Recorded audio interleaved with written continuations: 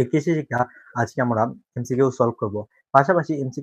পাশাপাশি আমরা ক নাম্বার প্রশ্ন এবং সিকিউ সলভ করার চেষ্টা করব। আশা করি যারা এখন লাইভে আছেন তাদের উপকৃত হবেন এবং পরবর্তীতে যারা লাইভটি দেখবেন তারা উপকৃত হবেন। তো আমরা ইতিমধ্যে আমাদের প্রিমিয়াম বেসে অনেকে জয়েন হয়ে গেছে। দুঃখজনকভাবে ইউটিউবেও অনেকে জয়েন হয়ে গেছে। তাহলে আমরা এই একটি ক্লাসের মাধ্যমে কিন্তু আমরা আলহামদুলিল্লাহ ভালো আছি। তুমি কেমন আছো? মুন্না প্রাইভেটে নেই? আলহামদুলিল্লাহ ভাই ভালো আছি। হ্যাঁ, আজকে আমরা ৩ জন মিলে এই কৃষি শিক্ষা ক্লাসটি নেব। তোমাদের রায়হান ভাই এবং নাঈম ভাইও পরবর্তীতে ক্লাসটি নেবে। তো আজকে আমরা এই ক্লাসে আমরা একটি নাম দিয়েছি। এই নামটি হলো ৩ স্যারের এক টিম, তোমার সাফল্যের টিম। তোমাকে সফল করার আমাদের মূল লক্ষ্য। তো আমরা কথা না বাড়িয়ে ক্লাসের মূল আলোচনায় চলে যাই।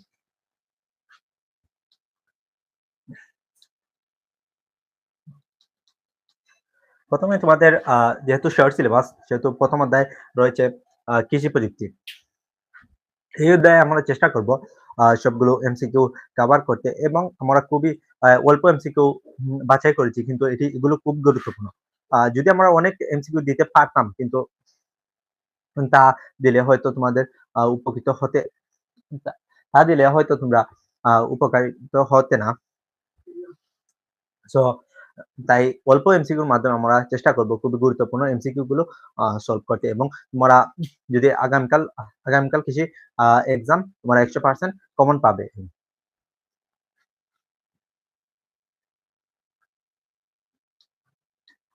আমাদের স্লাইডটি ওপেন হয়ে গেছে। এখন আমরা প্রথম এমসিকিউ জয়েন করব। ইতিমধ্যে আমরা দেখি অনেকে জয়েন হয়ে গেছো। সো সবাইকে ধন্যবাদ জানাই। ওকে,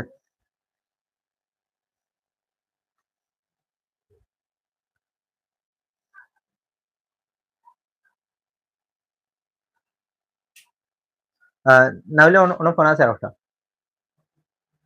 ইউটিউবে সার্চ মারলে লিখবো। তো আমরা ক্লাসে প্রিমিয়াম বেসের অনেকের জন্য ওয়েট করেছি এতক্ষণ যাবত।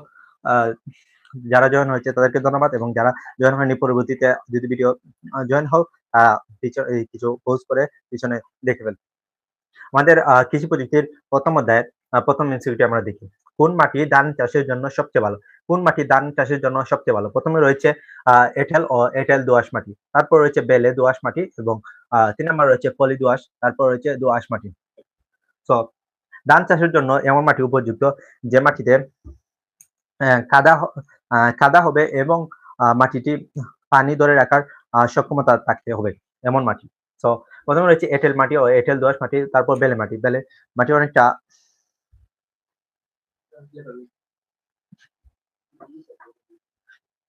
আচ্ছা, সমস্যা নাই। যারা জয়েন হয়েছে তাদেরকে ধন্যবাদ জানাই। আমি ফোন দিতে ফোনে সমস্যা নাই। আমাদের প্রথম উত্তরটি হবে গিয়ে এঁটেল ও এঁটেল দোআঁশ মাটি। এই এঁটেল মাটি হলো কাদাযুক্ত এবং এই এঁটেল ও এঁটেল দোআঁশ মাটির কিন্তু পানি ধরে রাখার মতো সক্ষমতা আছে, যা বেলে মাটি বা পলি মাটি বা দোআঁশ মাটির মতো নেই। পলি মাটি হলো গিয়ে যে আমরা নদীর মধ্যে যে পলি আসে সেটি হলো পলি দোআঁশ মাটি, দোআঁশ মাটির সাথে যুক্ত হয়ে সেটি পলি দোআঁশ মাটি হয়। এঁটেল মাটি হলো যা কাদাযুক্ত মাটি এবং এঁটেল দোআঁশ মাটি হলো এঁটেল ও দোআঁশ মাটি যুক্ত হয়ে যে মাটিটি গঠিত হয়। তারপর ২ নম্বরে রয়েছে কোন মাটি ধান চাষের জন্য অনুপযোগী? প্রথমে আমরা পড়ছি কোন মাটি ধান চাষের জন্য সবচেয়ে ভালো, তারপর ২ নম্বর এমসিকিউটি হলো কোন মাটি ধান চাষের জন্য অনুপযোগী, যা উপযোগী নয় এমন মাটি। প্রথমে রয়েছে দোআঁশ মাটি। দোআঁশ মাটি কিন্তু ধান চাষ হয় কিন্তু ভালো চাষ হয় না। তারপর রয়েছে কাঁকড়া কাঁকড়া না কাঁকরযুক্ত মাটি, তারপর হচ্ছে বেলে দোআঁশ মাটি, এঁটেল মাটি। এখানে দোআঁশ মাটি বা বেলে দোআঁশ মাটি বা এঁটেল মাটিতে এখানে ধান হয় কিন্তু অনেক সময় যে ধান কম হয় বা ভালো হয়। যদি ভালো প্রথম আমরা এমসিকিউ পড়েছি কোন মাটি ধান চাষের জন্য সবচেয়ে ভালো, এঁটেল ও এঁটেল দোআঁশ মাটি ভালো। কিন্তু এখানে প্রশ্নের মধ্যে এমন নেই যে কোন মাটিতে ধান চাষ হয়, এমন কোনো কথা নেই, ভালো হয় বা খারাপ হয় এই বিষয়। কোন মাটি, তারপর রয়েছে কোন মাটি ধান চাষের জন্য উপযোগী। এখানে দোআঁশ মাটি, বেলে দোআঁশ মাটি, এঁটেল মাটি ধান চাষ হয়, কিন্তু খাকরযুক্ত যে মাটিটি সেটি পাথর বা বালু দ্বারা গঠিত। সেই মাটিতে কিন্তু কোনো প্রকার পানি টিকে না বা যেখানে ধান চাষের জন্য অনুপযোগী, সেখানে ধানের গোড়া মরে যায়। তারপর রয়েছে ৩ নম্বরে আদর্শ মাটি কোনটি? কোন মাটিটি আদর্শ মাটি? প্রথমে রয়েছে বেলে মাটি, তারপর রয়েছে এঁটেল মাটি, দোআঁশ মাটি। যদি আদর্শ মাটি আসে সেক্ষেত্রে আমাদের আ প্রথমে রয়েছে বেলে মাটি, বেলে মাটি কিন্তু আদর্শ মাটি নয়। তারপর রয়েছে এঁটেল মাটি। আ তারপর রয়েছে এঁটেল মাটি। ৩ নাম্বার রয়েছে কাদাময় মাটি। তারপর হচ্ছে দোআঁশ মাটি। বেলে পাট বেলে মাটিতে কিন্তু আদর্শ আ আদর্শ মাটি নয় বেলে মাটি। তারপর হচ্ছে এঁটেল মাটিও কিন্তু আদর্শ মাটি নয়। তারপর রয়েছে কাদাময় মাটি, এটিও কিন্তু আদর্শ মাটি নয়। আদর্শ মাটি হতে হলে সেখানে বালি বালি আ আমি একটু দেখে নেই। দেখার খুবই জরুরি। এখানে হুম, এতে বালি, পলি ও কাদার সমতা থাকতে হবে। কমেন্ট দেখতেছি আমি।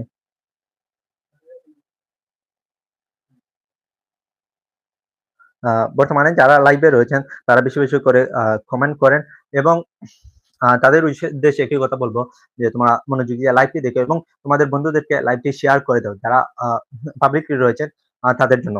কারণ তুমিও উপকৃত হবে, তোমার বন্ধু-বান্ধবও উপকৃত হবে। আ আদর্শ মাটি কোনটি? দোআঁশ মাটি। সেখানে বালি, পলি এবং কাদামাটি সংযুক্ত থাকে তাই সেটি দোআঁশ মাটি। আ সে তাই সেটি আদর্শ মাটি। আদর্শ মাটির হওয়ার ৩ টি বৈশিষ্ট্য। একটি হলো বালি, পলি এবং কাদা থাকতে হবে। এটি হলো আদর্শ মাটির বৈশিষ্ট্য। তারপর হচ্ছে ফসল ও উৎপাদনের প্রধান মাধ্যম কি? ১ম এ রয়েছে মাটি, তারপর পানি, পাথর, বাতাস। পাথর কিন্তু খরচ হবে। পাথরের মধ্যে ফসল উৎপন্ন বেশিরভাগ সময় হয় না। এমন কোন ফসল আ পাথরের মধ্যে তো ফসল হয় না। হয়নি? এমন কোন ফসল আছে? পাথরের মধ্যে পাথরের মধ্যে হয় না। তারপরে হচ্ছে বাতাস। বাতাসও কিন্তু ফসল উৎপাদনের একটি মাধ্যম। তারপর হচ্ছে পানি। পানিও কিন্তু ফসল উৎপাদনের একটি মাধ্যম। কিন্তু এটা এখানে প্রশ্নটি তোমাদেরকে বুঝতে হবে। প্রশ্নটি হলো ফসল উৎপাদনের প্রধান মাধ্যম কি? প্রধান মাধ্যম কি? মাটি। মাটি ছাড়া কি আ ফসল রোপণ করা যাবে? সেখানে কি পানি বা বাতাস দেওয়া যাবে? ১ম এ প্রধান হলো গিয়ে মাটি। মাটি ছাড়া কিন্তু ফসল উৎপাদনের আমরা কল্পনা করতে পারি না। তারপর হচ্ছে কৃষির সবচেয়ে গুরুত্বপূর্ণ কাজ কি? ১ম হচ্ছে জমি নির্বাচন। কৃষির ক্ষেত্রে কিন্তু জমি নির্বাচন করা অনেকটা গুরুত্বপূর্ণ একটি আ কাজ। তারপর হচ্ছে সেচ। সেচও কিন্তু কৃষির জমিকে ব্যবস্থাপনা করতে সেচ আমাদের লাগে। ফসল রোপণ করতে বা যেমন ধান চাষ সেখানে কাদাযুক্ত মাটিকে হালকা পানি দিতে হয়। তারপর সেটিকে আ রোপণের অ সেটিকে রোপণের আ অনুপ উপযোগী করে তুলতে হয়। তারপর রয়েছে আগাছা দমন। এটি কিন্তু ফসল হয়ে গেলে তারপর আগাছা আমরা দমন করি বা ফসল রোপণের আগে আমরা আগাছা দমন করি। তারপর রয়েছে জমি প্রস্তুত করা। এখানে উত্তরটি কিন্তু কৃষির সবচেয়ে গুরুত্বপূর্ণ কাজ কি? অনেকের মনে হতে পারে কৃষির সবচেয়ে কৃষির সবচেয়ে গুরুত্বপূর্ণ কাজ হবে জমি নির্বাচন করা। কিন্তু আমাদের যদি সঠিক আনসার দিতে চাই সেক্ষেত্রে আমরা দিব জমি প্রস্তুত করা। বইয়ের মধ্যে যেটি রয়েছে জমি প্রস্তুত করা। কিন্তু অনেকে জমি নির্বাচন দিতে পারে। সেক্ষেত্রে হবে যেহেতু জমি প্রস্তুত করা আছে সেহেতু আমাদেরকে আম এই জমি প্রস্তুত করা দিতে হবে। তারপর আমরা পরবর্তী স্লাইডে দেখব বাকি প্রশ্নগুলো।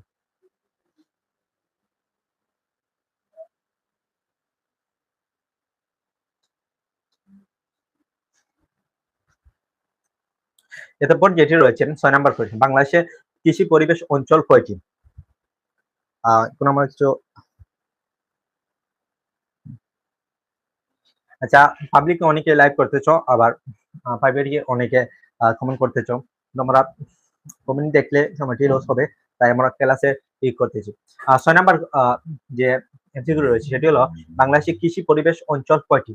বাংলাদেশে কৃষি পরিবেশ অঞ্চল কয়টি? প্রথমে রয়েছে ১০ টি, তারপর রয়েছে ২০ টি, তারপর রয়েছে ৩০ টি, তারপর রয়েছে ৪০ টি। বাংলাদেশে কৃষি পরিবেশ অঞ্চল কয়টি? তোমরা কি জানো? বাংলাদেশে কৃষি পরিবেশ অঞ্চল হলো ৩০ টি। বাংলাদেশের কৃষি অফিস কর্তৃক এই ৩০টি অঞ্চলে বাংলাদেশকে ভাগ করা হয়েছে। যেহেতু বাংলাদেশ বাংলাদেশের আবহাওয়া এবং বায়ুমণ্ডল এটি অনেক জায়গায় অনেক ধরনের, তাই সেটিকে বাংলাদেশের কৃষি পরিবেশ অঞ্চল ৩০টি ভাগে ভাগ করা হয়েছে। ক্যালেন্ডার। তারপরে যে ৭ নম্বরে ৩০টি অঞ্চল ৩০টি কৃষি অঞ্চল কয় ভাগে বিভক্ত করা হয়েছে? এই এমসিকিউটি খুবই গুরুত্বপূর্ণ। প্রথমেটি রয়েছে ৬ নাম্বার রয়েছে বাংলাদেশের কৃষি পরিবেশ অঞ্চল কয়টি? তারপর রয়েছে আমরা দেখতে পাই ৩০টি অঞ্চল কয় ভাগে ভাগ করা হয়? আমরা ৬ নাম্বার রয়েছে বাংলাদেশের কৃষি পরিবেশ অঞ্চল হলো ৩০টি এবং এই ৩০টি অঞ্চলকে কয় ভাগে বিভক্ত করা হয়? প্রথমে রয়েছে ৩ ভাগ, তারপরে ৪ ভাগ, তারপর রয়েছে ৫ ভাগ, তাদের এট লাস্ট রয়েছে ৬ ভাগ। কেউ কি জানো বাংলাদেশের কৃষি অঞ্চল কয় ভাগে বিভক্ত? একটু কমেন্ট করো তো দেখি বাংলাদেশের কৃষি অঞ্চল কয় ভাগে বিভক্ত? প্রিমিয়াম বেসে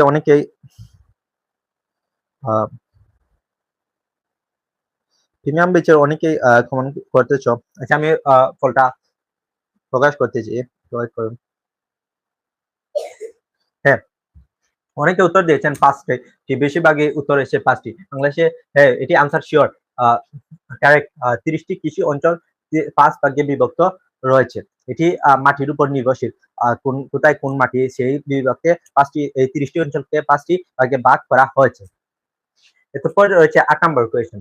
উপকূলীয় অঞ্চলে মাটির অম্ল মান কত? উপকূলীয় অঞ্চল হলো যে সমুদ্রের কাছে যে অঞ্চলটি সেটি হলো উপকূলীয় অঞ্চল, যাতে যেমন বাংলাদেশের চট্টগ্রাম, কক্সবাজার বন্দর, কক্সবাজার জেলা, খুলনা বিভাগ, এরকম সমুদ্রের কাছে সেগুলো হলো উপকূলীয় অঞ্চল। উপকূলীয় অঞ্চলে অম্ল মান কত? অম্ল মান প্রথমে হচ্ছে 5 থেকে 6.5, তারপর হচ্ছে 6 থেকে 7.5, তারপর হচ্ছে 6.5 থেকে 8, তারপর হচ্ছে 7.8 থেকে 5। উপকূলীয় অঞ্চলে মাটির অম্ল মান হলো 7.85। এটি কেন হলো? অনেকে প্রশ্ন থাকতে পারে।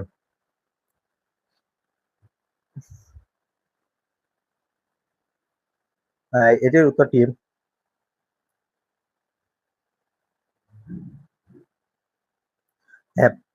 সমুদ্রের লবণ, যেহেতু সমুদ্রের মধ্যে লবণ, তাহলে কিছু লবণ সাগরে অনেক ঢেউ আসে বা অনেক সময় অনেকটি জ্বর আসতে পারে। সেক্ষেত্রে সমুদ্রের উপকূলীয় অঞ্চলে মাটি কিন্তু লবণাক্ত হয় বা ক্ষারীয় হয়।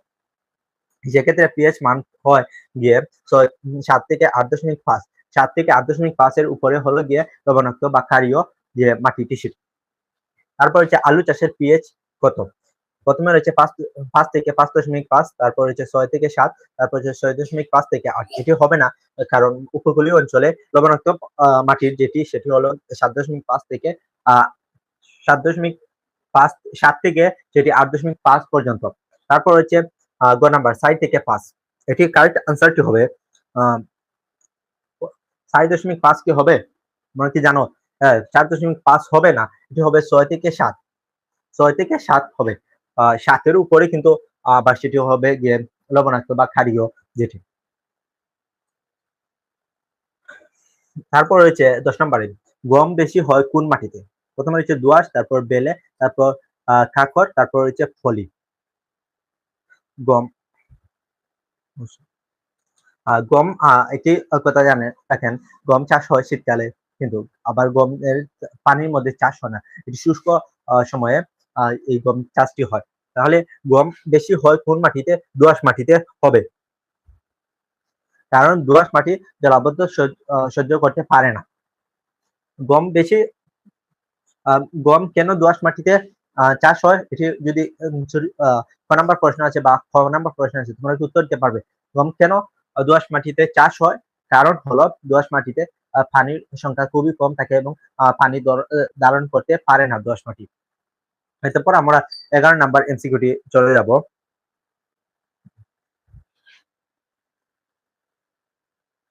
অনেকে উত্তর পাবলিক অনেকে উত্তর দিয়েছিলেন 5 ভাগে। সবাইকে ধন্যবাদ। যেহেতু আমাদের সময় খুবই কম, এবং তোমাদের সময়টা আমি লস করতে চাই না। যেহেতু তোমাদের কমেন্ট আমি পড়বো না, প্রিমিয়াম বেসে অনেক বেশি কমেন্ট আসতেছে, কিন্তু পাবলিক ইউটিউবে অনেক কম আসতেছে। তো আশা করি তোমরা এই 10টি এমসিকিউ বুঝতে পারছো। এখন আমরা 11 নম্বর এমসিকিউতে চলে যাব। 11 নম্বর হলো গম কোন মৌসুমের ফসল? কোন মৌসুমের? প্রথমে হচ্ছে খরিফ 1, তারপর হচ্ছে খরিফ 1, খরিফ 2, তারপর হচ্ছে রবি, তারপর গ্রীষ্ম। গম কোন মৌসুমের ফসল? তোমরা কি জানো? গম হলো গিয়ে শীতকালীন ফসল। কিন্তু এখানে কিন্তু শীতকাল উল্লেখ করা নেই। তাহলে আমরা কোনটি উত্তর দেব? গ্রীষ্ম কি দেব? খরিফ 1, খরিফ 2 এসব দেব? না, রবি। কৃষির ভাষায় শীতকাল হলো রবি। রবিকে বলা হয় শীতকাল। কৃষির ভাষায় শীতকালকে কি বলা হয়? রবি বলা হয়। রবিকে কি বলা হয়? রবি মানে কি? সেটির উত্তরকে তোমরা কিভাবে দেবে? সেটির উত্তর দিবে তোমরা, রবি মানে হলো শীতকাল। কৃষির ভাষায় রবিকে শীতকাল বলা হয়। তারপর হচ্ছে 12 নাম্বার। আশা করি তোমরা রবির মানেটি বুঝতে পেরেছো। তারপর হচ্ছে 12 নাম্বার। গম চাষ ভালো হয় কোথায়? কোথায় গম চাষ ভালো হয়? তোমরা কি জানো? গম চাষে তো আমি অনেকগুলো ইনফরমেশন দিয়েছি। প্রথমে হলো গম চাষ কিন্তু দোআঁশ মাটিতে হয়, কারণ দোআঁশ মাটিতে পানি ধারণ ক্ষমতা খুবই কম। এরপর রয়েছে, আমি আরো কি ইনফরমেশন দিয়েছি, গম কোন মৌসুমের ফসল? গম হলো শীতকালীন ফসল এবং শীতকালকে কৃষির ভাষায় রবি বলে। এরপর রয়েছে গম চাষ ভালো হয় কোথায়? কোথায় গম চাষ ভালো হয়? গম চাষ ভালো হয় প্রথমে হচ্ছে উত্তর, তারপর হচ্ছে দক্ষিণ, তারপর হচ্ছে পূর্ব অঞ্চল, তারপর পশ্চিম অঞ্চল। এই অঞ্চলগুলো কিন্তু বাংলাদেশের অঞ্চল ধরা হয়েছে। উত্তর অঞ্চল বা দক্ষিণ অঞ্চল বা নাকি পূর্ব অঞ্চল নাকি পশ্চিম অঞ্চল, কোন অঞ্চল কি তোমরা কি জানো? গম চাষ ভালো হয় উত্তর অঞ্চলে, কারণ শীতকালীন সময়ে উত্তর অঞ্চলে কিন্তু শীত অনেক বেশি পড়ে। যেহেতু শীতকালে গম ভালো হয় এবং শীত পড়লে গম ভালো হয়, সেহেতু উত্তর অঞ্চলে গম বেশি চাষ ভালো হয়। এখন এই গম চাষের যে ইনফরমেশন গুলো তোমাদেরকে দিয়েছি, এটা কিন্তু একটি সিকিউ তোমার আনসার দিতে পারবে। আমি বলেছি সিকিউ, এমসিকিউ এবং খ নাম্বার প্রশ্ন আমরা আনসার করে দেব। এই একটি প্রমাণ। গম চাষ, গম সম্বন্ধে যদি ইনফরমেশন আছে, গম দোআঁশ মাটিতে হয় এবং শীতকালীন ফসল হলো গম। শীতের কৃষির ভাষায় শীতকে রবি বলা হয়, বা গম পানির মধ্যে হয় না। তারপর রয়েছে গম বাংলাদেশের উত্তর অঞ্চলে হয়। তারপর রয়েছে গম গম রবি মৌসুমে ফসল। এগুলো যদি তোমরা অনেকে বানিয়ে লিখো এবং সুন্দর করে ইনফরমেশন কিছু দেও, তাহলে কিন্তু তোমাদের সিকিউ আনসার হয়ে যাবে।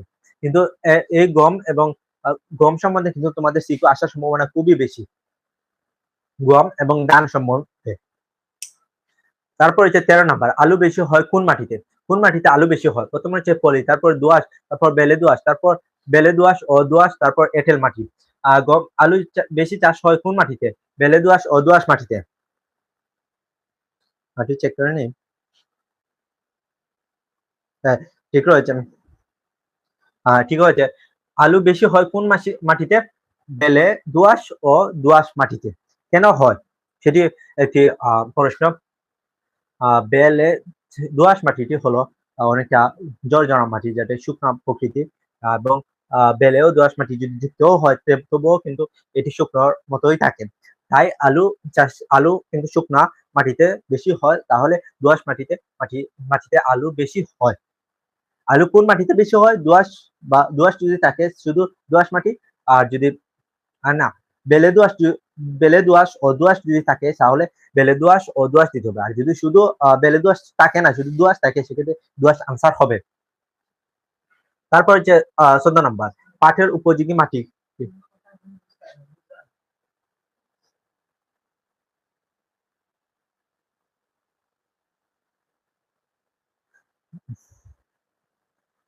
লিলি খাতুন।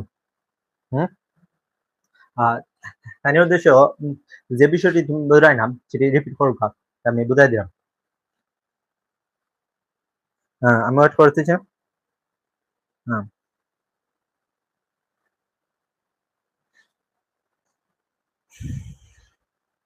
প্রথমে আমি আবারও বুঝিয়ে রিপিট করতেছি গমের বিষয়টি।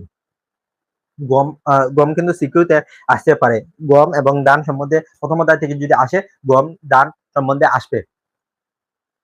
গম চাষ হয় কোন মাটিতে? দোআঁশ মাটিতে। কেন হয়? কারণ দোআঁশ মাটিতে অনেক একটা পানি থাকে না, পানি ধারণ ক্ষমতা সহ্য করতে পারে না। তাহলে একটা কোন বিষয়টি যদি বুঝো না, সেই বিষয়টি তুমি কমেন্টে জানাতে পারো।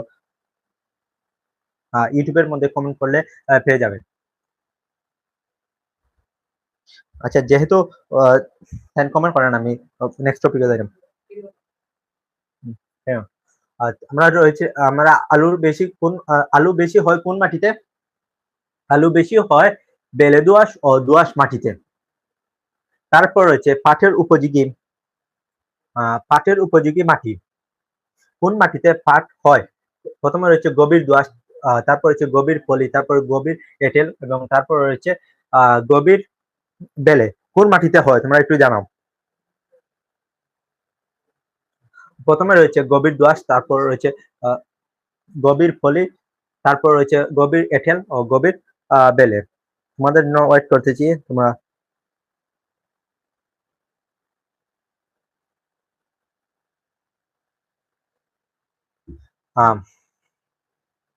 পাটের উপযোগী মাটি হলো গভীর পলি। পাট কিন্তু কাদাযুক্ত মাটিতে বেশি হয় এবং পাটের শিকড় অনেক বেশি নিচে যায়, তাই পাটের উপযোগী মাটি হলো গভীর পলি।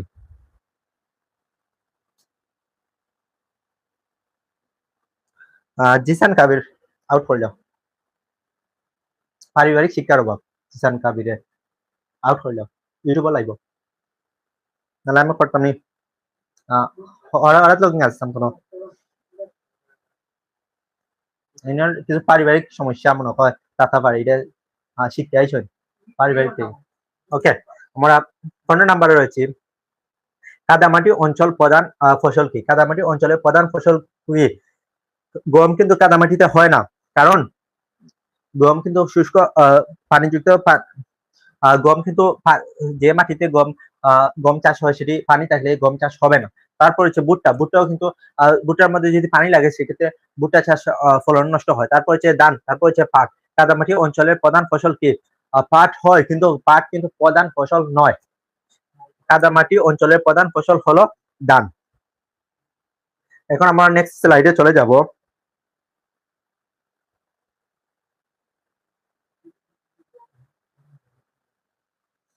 তাহলে আমরা 16 নম্বরের দিকে কি রয়েছে।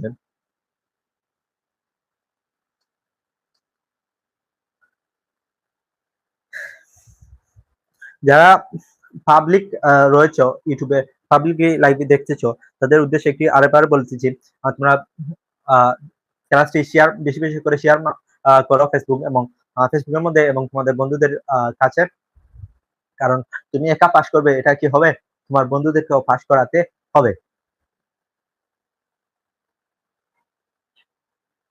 16 নাম্বার রয়েছে, 16 নাম্বার রয়েছে অতিরিক্ত পানি শোক করতে পারে না। অতিরিক্ত পানি শোক করতে পারে না কি? কি এটি মিস্টেক হয়েছে। অতিরিক্ত পানি শোক করতে পারে না কি? প্রথম রয়েছে ধান। ধান কিন্তু পানি সহ্য করতে পারে, কারণ ধান কাদামাটিতে হয়। ধান হওয়ার জন্য প্রথম শর্ত হলো গিয়ে ধান কাদামাটি থাকতে হবে এবং পানি। তারপর হচ্ছে পাট, পাটও কিন্তু পানিতে হয়। এরপর রয়েছে ভুট্টা, তারপর হচ্ছে ডাল। এটা আনসারটি হবে ডাল। অবশ্য পানি সহ্য করতে পারে, কিন্তু ডাল যেহেতু এটি ছিটিয়ে রোপণ করা হয়, সেহেতু ডাল আনসারটি হবে। আনসারটি হবে ভুট্টা। ভুট্টা পানি সহ্য করতে পারে না, ভুট্টা গাছ মরে যায় পানি আসলে। এটি শুষ্ক মৌসুমে ভুট্টা চাষ হয়।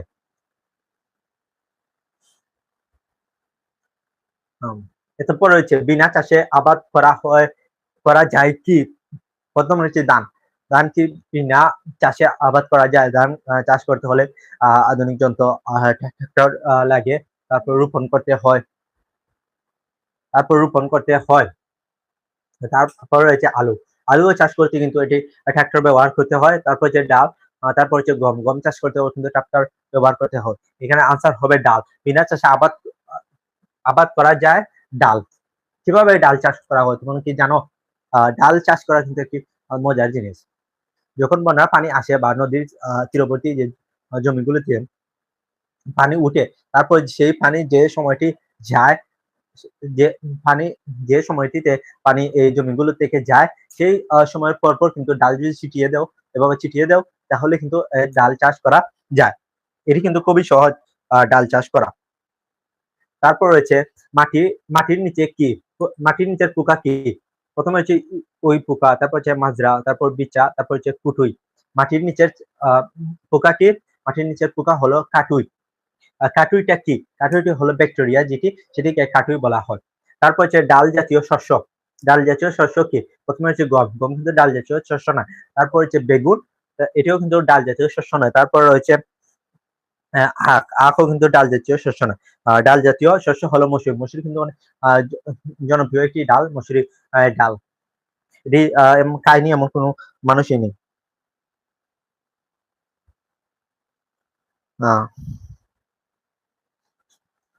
জিহান আউট हो रहा है।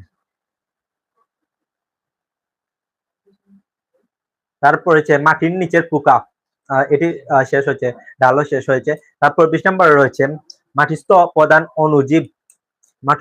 মাটিস্থ প্রধান অণুজীব কি? প্রথম রয়েছে ছত্রাক, তারপর রয়েছে ভাইরাস, তারপর রয়েছে কেঁচো, তারপর রয়েছে পিপিলিকা। পিপিলিকা কিন্তু পিঁপড়া।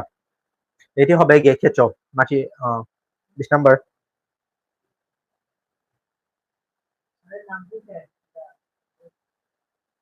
আচ্ছা, আমি দেখো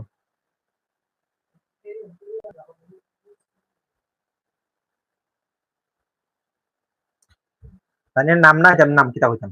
মাটির প্রধান অণুজীব হলো কেঁচো। কেঁচো কিন্তু একটি ভেক্টর। আমার নামে একরাম হোসেন। মাটিস্থ প্রধান অণুজীব হলো কেঁচো।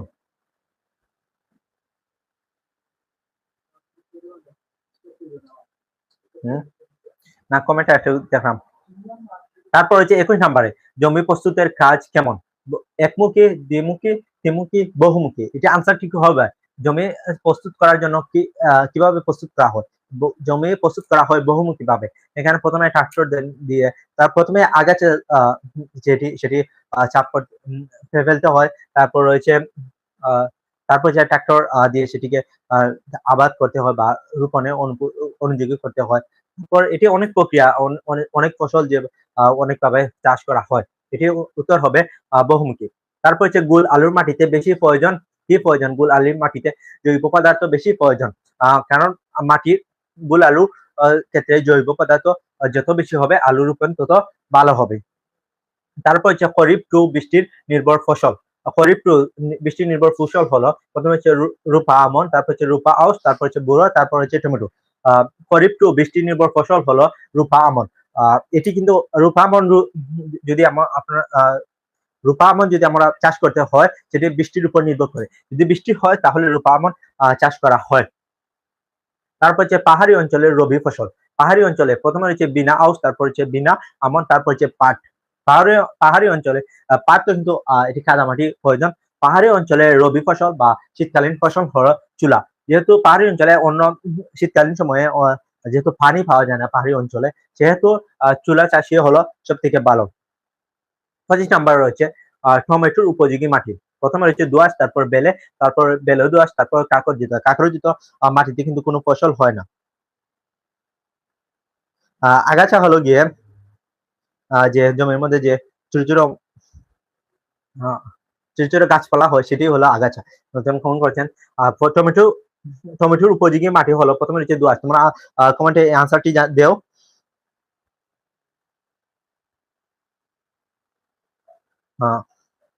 আমরা কমেন্টের জন্য অপেক্ষা করতেছি। ইমাম বেশি অনেকে বলেছ টমেটো চাষের উপযোগী হলো বেলে দোআঁশ মাটি। বেলে দোআঁশ মাটি অনেকটা যে যাদের হয়, সেহেতু বেলে দোআঁশ মাটি হবে। কিন্তু টমেটো চাষের ক্ষেত্রে আমরা আমাদের যে সিলেট অঞ্চলে আমরা দেখি, সেখানে যে আমনের পরিবর্তিতে আমন ধান তোলার পরবর্তীতে এই টমেটো চাষ করা হয়। এখন আমরা 26 নম্বরে চলে যাব। এখন এবং এই অধ্যায়ের লাস্ট স্লাইড এটি। পরবর্তীতে তোমরা অন্য স্যার ক্লাস নেবেন।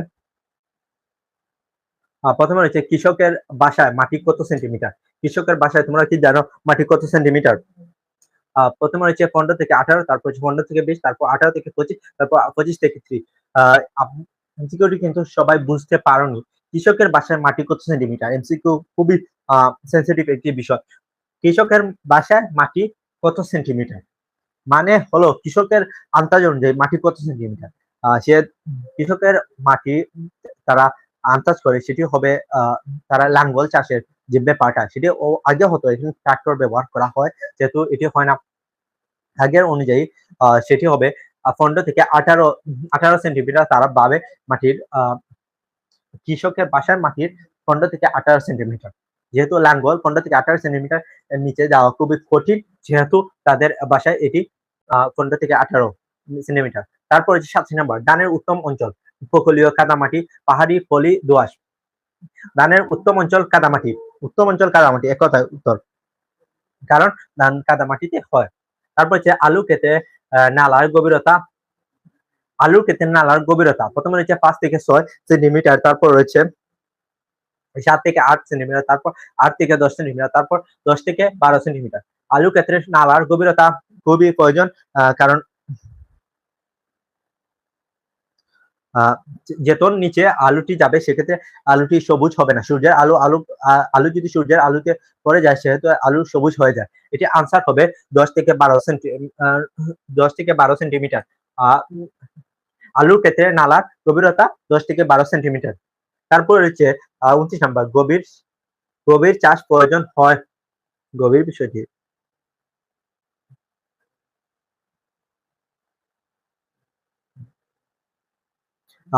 গভীর, এটি মিস্টেক হয়েছে। মাটির গভীরে চাষ প্রয়োজন হয়।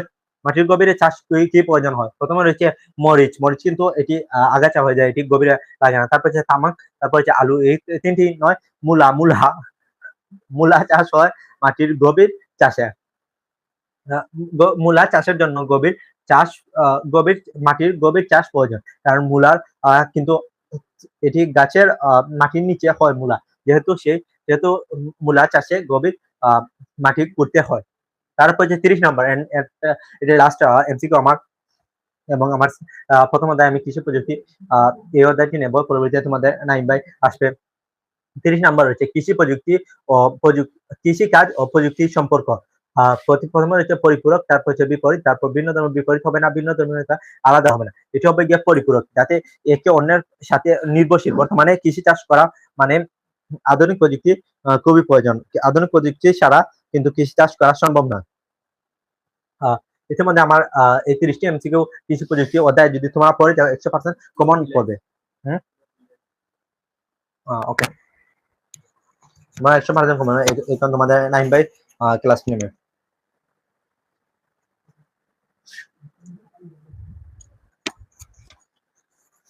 হ্যালো স্টুডেন্ট, সবাই কেমন আছো? দেরি না করে আমরা দ্বিতীয় অধ্যায়ে চলে যাই।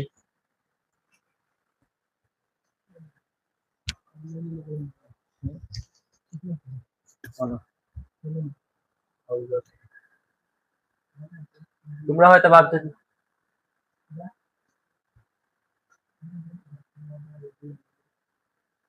আমাদের দ্বিতীয় অধ্যায়ের নাম কি? আপনারা যারা ভাবছেন যে কৃষিতে এত সুযোগ, কৃষি এসব এমসিকিউ করে লাভ কি, আপনি হয়তো জানেন না কৃষি হলে একটি অপশনাল সাবজেক্ট। আপনি যদি ইংরেজিতে খুব কম মার্ক পেয়ে থাকেন, ম্যাথে যদি খুব কম মার্ক পেয়ে থাকেন, তাহলে কিন্তু কৃষিতে যদি আপনি ভালো করেন, এই কৃষি কিন্তু আপনাকে সেই সাবজেক্টগুলিতে এগিয়ে নিয়ে যাবে।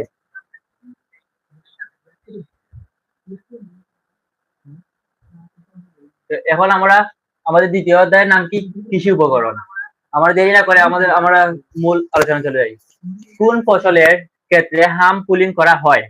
কোন ফসলের ক্ষেত্রে হাম পুলিং করা হয়? পাটের ক্ষেত্রে কখনো হাম পুলিং করতে শুনেছো বা দেখেছো? পাটের ক্ষেত্রে কখনো হাম পুলিং হয় না। গমের ক্ষেত্রে কখনো হাম পুলিং হয় না। বেগুনের ক্ষেত্রে তো কখনোই হাম পুলিং হবে না। আলুর ক্ষেত্রে হাম পুলিং হবে। আলু সংগ্রহের আগে এখন যদি আমরা একটি ব্যাখ্যা দেখি, কোন ফসলের ক্ষেত্রে হাম পুলিং করা হয়? আলু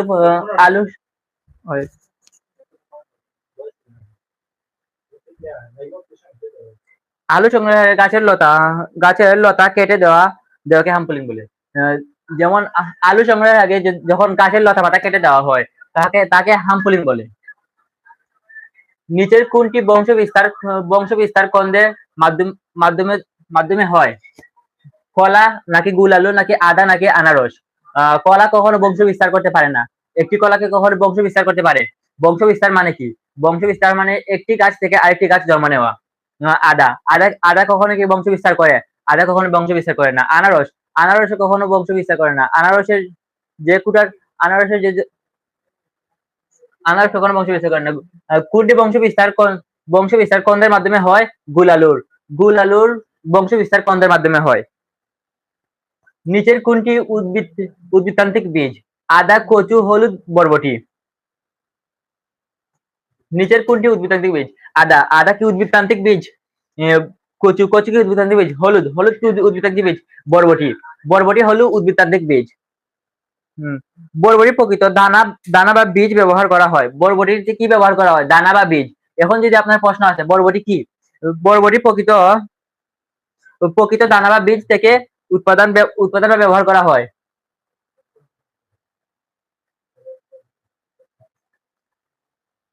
কৃষি উপকরণ কোনটি?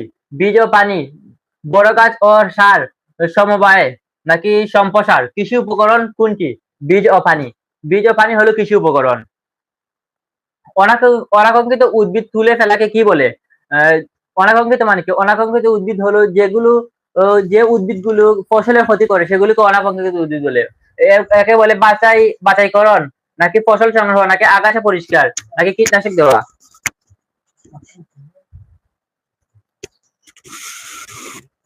অনাকাঙ্ক্ষিত উদ্ভিদ তুলে ফেলাকে কি বলে? অনাকাঙ্ক্ষিত উদ্ভিদ তুলে ফেলাকে বলে আগাছা পরিষ্কার। জমিতে কয় পর্যায়ে রুগিং করতে হয়? জমিতে কয় পর্যায়ে রুগিং করতে হয়? দুই পর্যায়ে নাকি 3 পর্যায়ে নাকি 4 পর্যায়ে নাকি 5 পর্যায়ে? এখানে 4 চলে আসছে, হয়তো টাইপিং মিস্টেক। জমিতে কয় পর্যায়ে রুটিং করতে হয়? জমিতে কয় পর্যায়ে রুটিং করতে হয়? যারা জানো তারা সবাই কমেন্ট করো। জমিতে 3 পর্যায়ে রুটিং করতে হয় নাকি 2 পর্যায়ে রুটিং করতে হয়? আমি উত্তর বলে দিচ্ছি, জমিতে 3 পর্যায়ে রুটিং করতে হয়।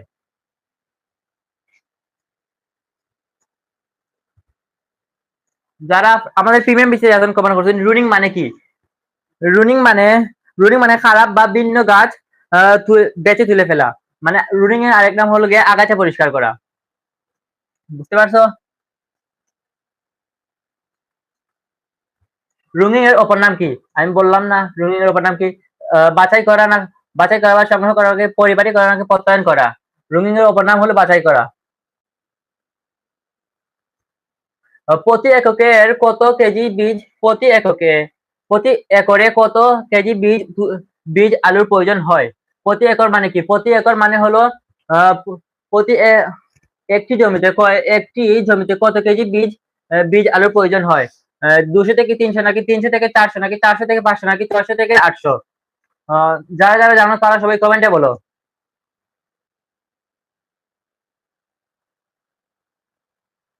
প্রতি একরে কত কেজি বীজ আলুর প্রয়োজন হয়? 600 থেকে 800। এটি হবে আমাদের আনসার। আলু সংগ্রহের কতদিন পূর্বে হাম পুলিং করতে হয়? 4 থেকে 7 দিন নাকি 5 থেকে 8 দিন নাকি 6 থেকে 9 দিন নাকি 7 থেকে 10 দিন? কতদিন পূর্বে হাম পুলিং করতে হয়? 7 থেকে 10 দিন।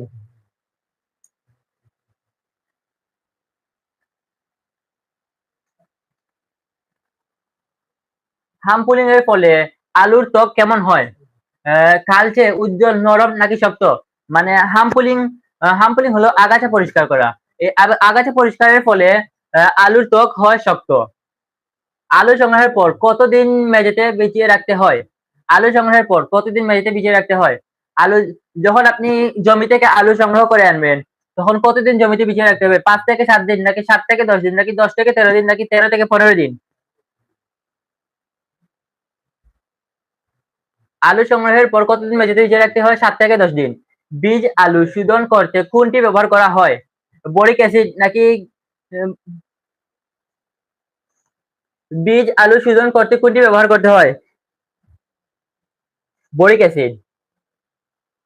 বীজ আলু শোধনে 3 লিটার পানিতে কত গ্রাম বোরিক অ্যাসিড লাগে? বীজ বীজ আলু শোধনে 3 লিটার পানিতে কত গ্রাম বোরিক অ্যাসিড লাগে? 30 গ্রাম, 60 গ্রাম, 90 গ্রাম নাকি 120 গ্রাম?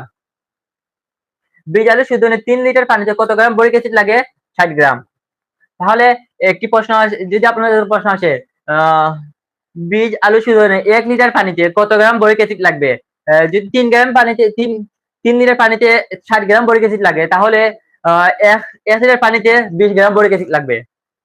একটি খণ্ডিত আলুর বীজে কমপক্ষে কয়টি চুপ থাকতে হয়? একটি চুপ, দুটি চুপ, তিনটি চুপ নাকি 4টি চুপ? 4টি চুপ। একটি খণ্ডিত আলুর বীজে কমপক্ষে কয়টি চুপ থাকতে হয়? একটি খণ্ডিত আলুর বীজে কমপক্ষে 2টি চুপ থাকতে হয়। হুম।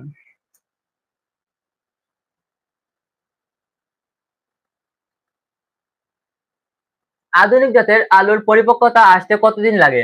আধুনিক আধুনিক জাতের আলুর পরিপক্কতা আসতে কতদিন লাগে? 45 দিন, 50 দিন, 70 দিন নাকি 90 দিন? আধুনিক জাতের আলুর পরিপক্কতা আসতে 90 দিন সময় লাগে। আলুর প্রধান ক্ষতিকারক পোকা কোনটি? কাটুই, জাব, লেট লেট বাল লেট বলট নাকি বিচা? আলুর প্রধান ক্ষতিকারক পোকা কোনটি? এগুলি সব পোকার নাম।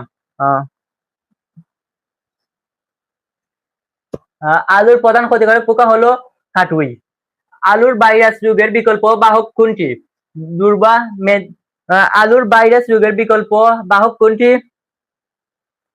দুর্বা নাকি মেথি? মেথি নাকি বুয়া নাকি কাটা কাটা নটে? আলুর ভাইরাস রোগের বিকল্প বাহক হলো গিয়ে বতুয়া। আলুর উত্তোলনের পর শস্ত পাকারে রাখলে কোন পোকা আক্রমণ করে? জাপ পোকা নাকি কাটুই নাকি মারজা নাকি ছুতলি? আলু উত্তোলনের পর যখন আপনি জমি থেকে আলু তুলে আনবেন, তখন যখন আপনি আপনার ঘরে রাখবেন, তখন আপনি আপনার মেঝেতে যখন বিছিয়ে রাখবেন আলুগুলো, সে আলু বেশি দিন করে রাখলে সে আলুতে কিন্তু পোকার আক্রমণ করে। কোন পোকা আক্রমণ করবে? কাটুই পোকা আক্রমণ করবে।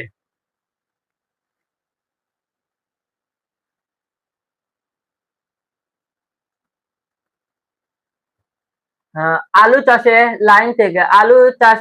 এখানে আসবে, আলু চাষে এক লাইন থেকে আরেক লাইনের দূরত্ব কত? 60 সেন্টিমিটার, 50 সেন্টিমিটার, 40 সেন্টিমিটার নাকি 30 সেন্টিমিটার? আলু চাষে এক লাইন থেকে আরেক লাইনের দূরত্ব হবে গিয়ে 60 সেন্টিমিটার। কাটা আলু বীজের দূরত্ব কত রাখা দরকার? কাটা আলু, যে আলুগুলোকে কাটা আলু মানে যখন একটি আস্ত আলুকে যখন কেটে দুভাগ করা হয় তাকে বলে কাটা আলু। কাটা আলু বীজের দূরত্ব কত রাখা দরকার? 5 থেকে 10 নাকি 10 থেকে 15 নাকি 15 থেকে 20 নাকি 20 থেকে 25 সেন্টিমিটার? কাটা আলু বীজের দূরত্ব রাখা দরকার 15 থেকে 20 সেন্টিমিটার। ঠিক আছে, ঠিক আছে, তো 15 থেকে 20। আলু চাষে কয়টি সেচ প্রয়োজন হয়? 1 থেকে 2 নাকি 2 থেকে 3 নাকি 2 থেকে 4 নাকি 4 থেকে 5? আলু চাষে কয়টি সেচ প্রয়োজন হয়? 2 থেকে 4। হ্যাঁ, আলু চাষে যখন আপনি জমিতে যখন আলু চাষ করবেন, তখন আমাদের সিলেটি ভাষায় বলে একটি জমিতে হাল বাওয়া। এই হাল বাওয়া কয়বার দিতে হবে? 2 থেকে 4 বার আপনার একটি আলু চাষ করার জন্য প্রয়োজন 2 থেকে 4 বার জমিতে সেচ দেওয়া। রোপণের কতদিন পর্যন্ত জমি আগাছা মুক্ত রাখতে হয়? 40 দিন, 50 দিন, 60 দিন নাকি 70 দিন? মানে আম আলু রোপণের কতদিন পর্যন্ত জমি আগাছা মুক্ত রাখতে হয়? উত্তর হবে আমাদের 70 দিন।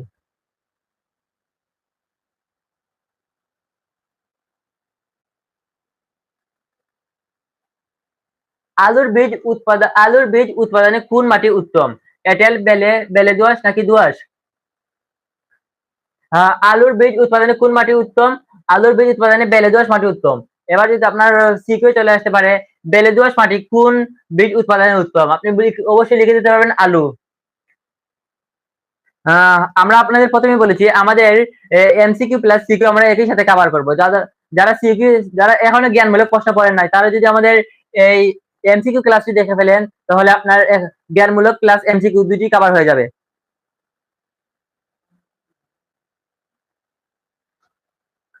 আলুর বীজ উৎপাদনের জন্য কত গভীর চাষ প্রয়োজন?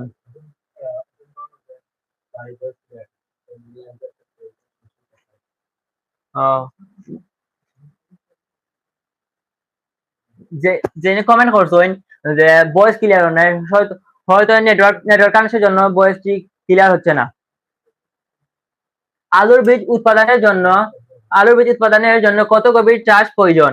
10, 15, 20 নাকি 10, 15, 20 নাকি 25 সেন্টিমিটার?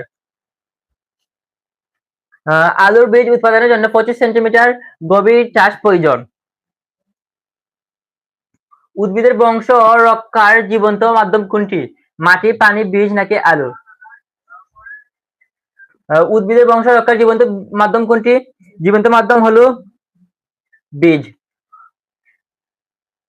নিচের কোনটি অঙ্গবীজ? নিচের কোনটি অঙ্গবীজ? পাতা, ফুল, ফল নাকি মুকুল? নিচের কোনটি অঙ্গবীজ? নিচের হলো গিয়ে আমাদের পাতা তো কখনো অঙ্গবীজ হবে না, ফুল হবে না, ফলও হবে না, এবার এটি হবে গিয়ে মুকুল।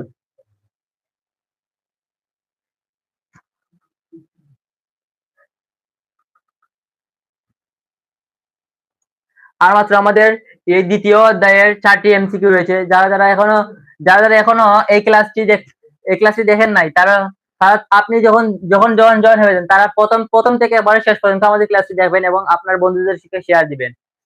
আর বেশি বেশি করে সবাই কমেন্ট করেন। কৃষিতান্ত্রিক বীজ কোনটি? কন্দ, শিম, টমেটো নাকি মূলা? কৃষিতান্ত্রিক বীজ হলো কন্দ। রসুন কি জাতীয় বীজ? অঙ্গজ, দানা নাকি সবজি নাকি মশলা? রসুন। রসুন কি জাতীয় বীজ? রসুন হলো অঙ্গজ বীজ।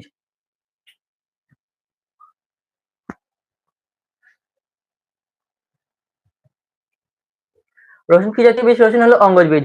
নিচের কোনটি বংশবিস্তার কাণ্ডের মাধ্যমে হয়? কলা, গুল আলু নাকি আনারস নাকি পাট? এটি আমাদের আবার চলে আসলো।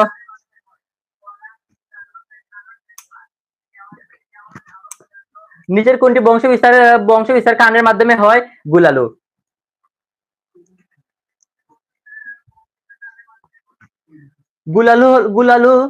গুল আলু মূলত বংশবিস্তারের মাধ্যমে হয়ে থাকে।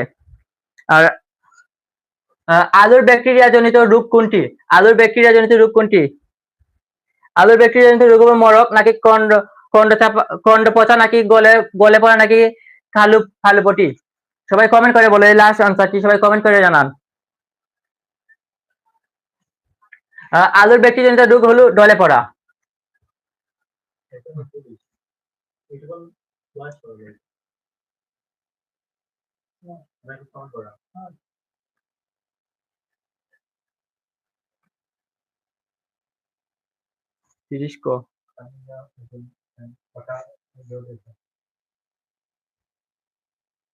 কমেন্ট দেওয়া হবে না তো। ওকে, যে কমেন্ট করছেন আলুর ব্যাকটেরিয়া জনিত রোগ মরক নাকি ডলে পড়া, এটি আমরা যে বই থেকে আমরা এই এমসিকিউ গুলি আনি বা আমরা অনেক যাচাই বাছাই করে আমরা এই এমসিকিউ গুলি আনি, এই এমসিকিউ তাদের কিন্তু ভুল হওয়ার কোনো সম্ভাবনাই নেই। এটি আলুর ব্যাকটেরিয়া জনিত রোগ হলো ডলে পড়া। এবার আমরা চলে যাব আমাদের চতুর্থ অধ্যায়ে।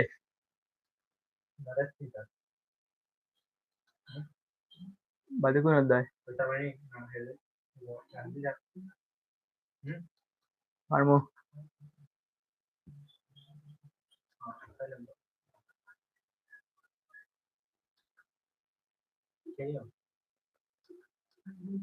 আমাদের 4 নম্বর চতুর্থ অধ্যায়ের নাম কি? চতুর্থ অধ্যায়ের নাম হলো কৃষি উৎপাদন। আমাদের চতুর্থ অধ্যায়ের নাম কৃষি উৎপাদন।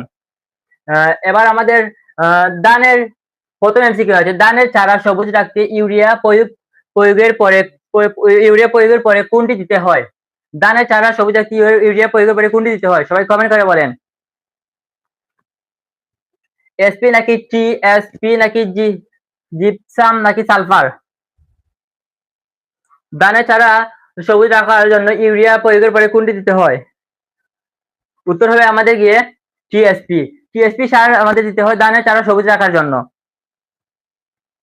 আমাদের 2 নম্বর এমসিকিউ রয়েছে, আমন মৌসুমে কোন জাতটি আবাদ করা হয়? আমন মৌসুমে কোন জাতটি আবাদ করা হয়? যারা জানেন সবাই কমেন্ট করে বলেন। বিআর 11 নাকি বিআর 20 নাকি বিআর 21 নাকি বিআর 28? আমন মৌসুমে কোন জাতটি আবাদ করা হয়? উত্তর হবে আমাদের বিআর 11। আমাদের 3 নম্বর এমসিকিউ রয়েছে, বিধান ৬২ কোন মৌসুমে চাষ করা হয়? বিধান ৬২ কোন মৌসুমে চাষ করা হয়? সবাই বলো বিধান ৬২ কোন মৌসুমে চাষ করা হয়? বারো মৌসুমে নাকি আউশ মৌসুমে নাকি আমন মৌসুমে নাকি সারা বছর? কোন কোন মৌসুমে বিধান ৬২ চাষ করা হয়? আমন মৌসুমে। ফার্মি পোকার আক্রমণের ধান ফসলে কি ক্ষতি হয়? ফার্মি পোকার আক্রমণের ধান ফসলে কি ক্ষতি হয়? পাতা হলুদ হয়ে যায় কি? পাতা হলুদ হয়ে যাওয়ার কোনো সম্ভাবনা নেই। পাতা সাদা হয়ে যায় বা কুশিতে শীষ হয় না। কুশিতে শীষ হয় না নাকি গাছ বর্ণহীন হয়ে যায়? কোনটি হয়ে যায়? পাতা সাদা হয়ে যায়। উত্তর হবে আমাদের কি পাতা সাদা হয়ে যায়। আমাদের পিএমবিস থেকে একজন কমেন্ট করছেন যে এইসব এমসিকিউ তাদের জন্য খুবই জরুরি। তারা সবাই চায় এই তাদের আমাদের এই ক্লাসগুলো তারা আরো দেখতে।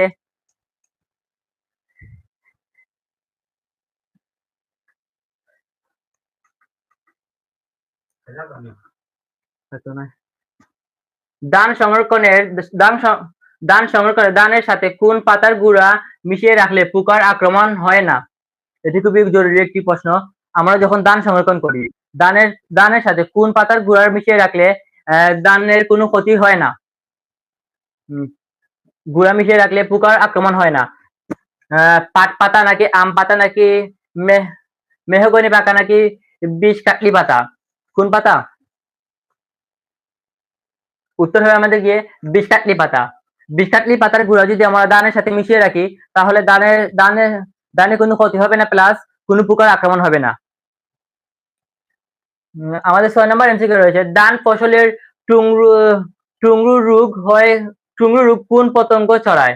ধান ফসলের টুংরু রোগ কোন পতঙ্গ ছড়ায়? গোলমাছি নাকি পামরি পোকা নাকি মার্জা পোকা নাকি পাতা ফড়িং?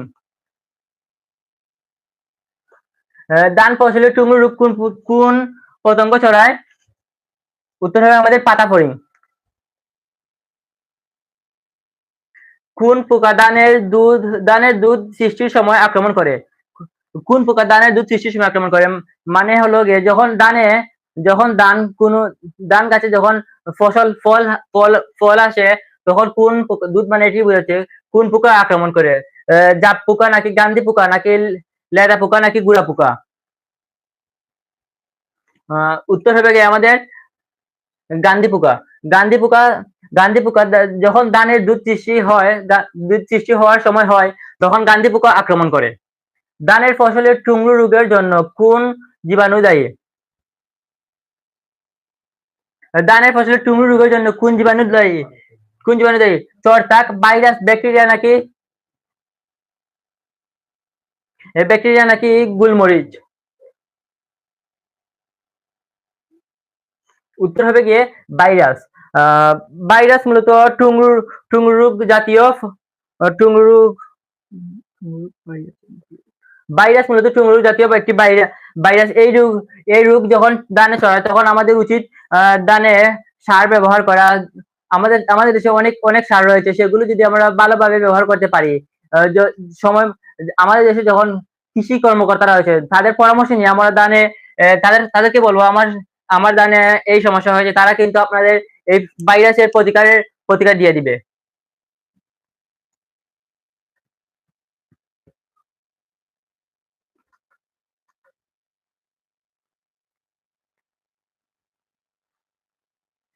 মালা কিসের জাত? মাষখালাই, সরিষা, পাট নাকি ধান? মালা। এই মালা মূলত কি?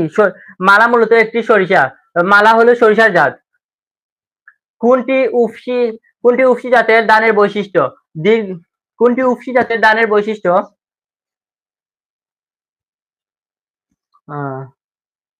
দীর্ঘ জীবনকাল নাকি কুশি কম গজায় নাকি গাছ লম্বা নাকি সার গ্রহণ ক্ষমতা অধিক? কোনটি উফশী জাতের ধানের বৈশিষ্ট্য? সার গ্রহণ ক্ষমতা অধিক। জমিতে সেচ চাষ দেওয়ার পূর্বে মাটির সাথে মিশাতে হবে কোন রাসায়নিক সার?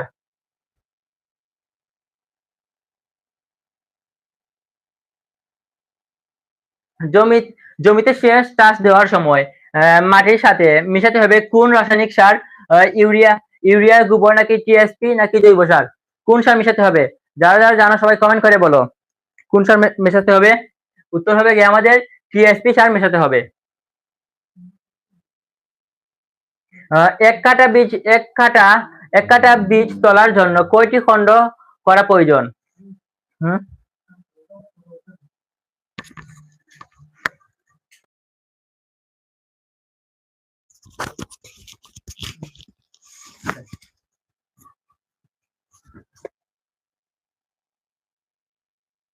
এক কাঠা বীজ তোলার জন্য কয়টি খণ্ড করা প্রয়োজন?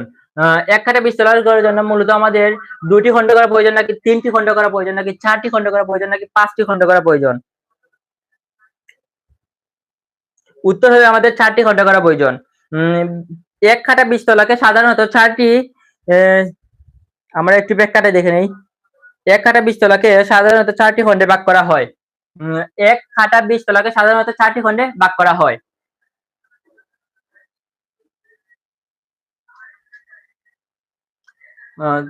আমাদের 13 নম্বরে রয়েছে বীজতলার 2 খণ্ডের মাঝখানে কত সেন্টিমিটার ফাঁকা জায়গা রাখতে হবে? বীজতলার 2 সেন্টিমিটার মাঝখানে কত সেন্টিমিটার ফাঁকা জায়গা রাখতে হবে? 25 সেন্টিমিটার নাকি 50 সেন্টিমিটার নাকি 35 সেন্টিমিটার নাকি 100 সেন্টিমিটার? উত্তরটা আমাদের প্রিমিয়াম বেচে একজন বলেছেন উত্তর হবে 50 সেন্টিমিটার। আমি তাকে বলবো আপনার উত্তরটি একদম ঠিক হয়েছে।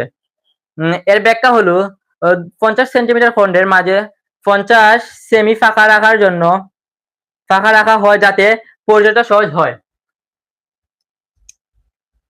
ধানের আউশ মৌসুমের জাত কয়টি? 4টি, 5টি, 8টি, 10টি? ধানের আউশ মৌসুমের জাত কয়টি?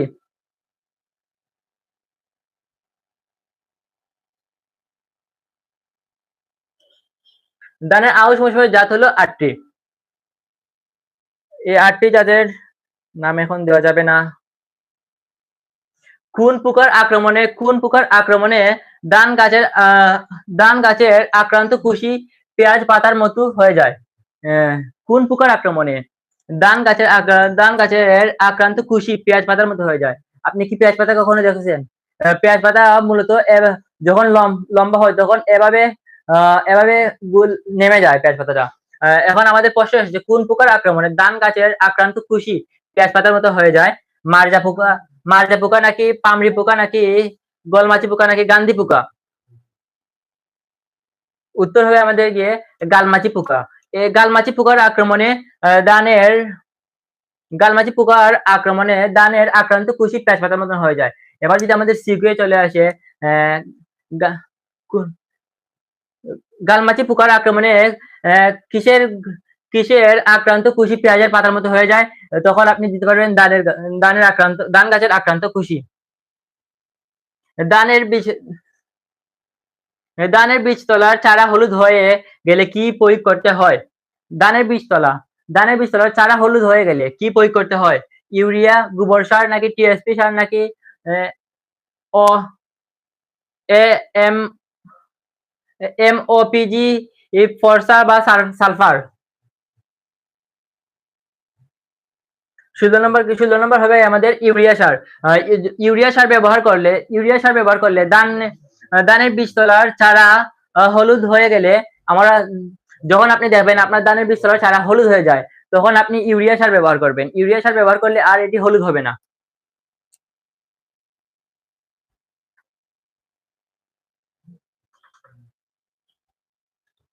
কোনটি ধানের স্থানীয় জাত? 17 নম্বর আমাদের এমসিকিউ রয়েছে কোনটি ধানের স্থানীয় জাত? দুধসর নাকি হাসিক লমি নাকি লতি সালাই নাকি সবকটি? কোনটি ধানের স্থানীয় জাত? উত্তর আমাদের দেখি উত্তরে কি রয়েছে। আমাদের উত্তর হবে সবকটি।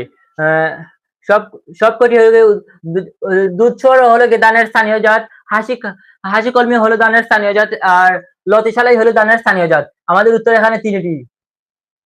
আর আমাদের 18 নম্বর এমসিকিউ রয়েছে ধানের উৎপাদিত মৌসুম কয়টি? 5টি, 4টি, 3টি, 2টি? ধানের উৎপাদিত মৌসুম কয়টি? 3টি। ব্যাখ্যাটা কি দিয়েছে দেখি। প্রধান মৌসুম হলো আউশ। প্রধান মৌসুম হলো তিনটি হলে ধানের উৎপাদিত মৌসুম হলো তিনটি। এবার যদি আপনার সিকিউ চলে আসতে পারে ধানের উৎপাদিত মৌসুম কয়টি ও কি কি, আপনি প্রথমে লিখবেন ধানের উৎপাদিত মৌসুম হলো তিনটি। এরপরে লিখবেন আপনি প্রধান মৌসুম হলো আউশ, এর বাদে আমন, এর বাদে হবে 12। নিচের কোনটি দানা জাতীয় ফসল? ধান, বাঁধাকপি, মরিচ নাকি সরিষা? সরিষা হলো গিয়ে দানা জাতীয় ফসল। ঠিক আছে, সরি আমাদের উত্তরটি একটি ভুল হয়েছে। নিচের কোনটি দানা জাতীয় ফসল? নিচের ধান হলো দানা জাতীয় ফসল। কোনটি 12 মৌসুমের জাত? বিধান 47 নাকি বিধান 48 নাকি বিধান 36 নাকি বিধান 39? কোনটি 12 মৌসুমের জাত? বিধান 29। বিধান 29 হলো 12 মৌসুমের জাত।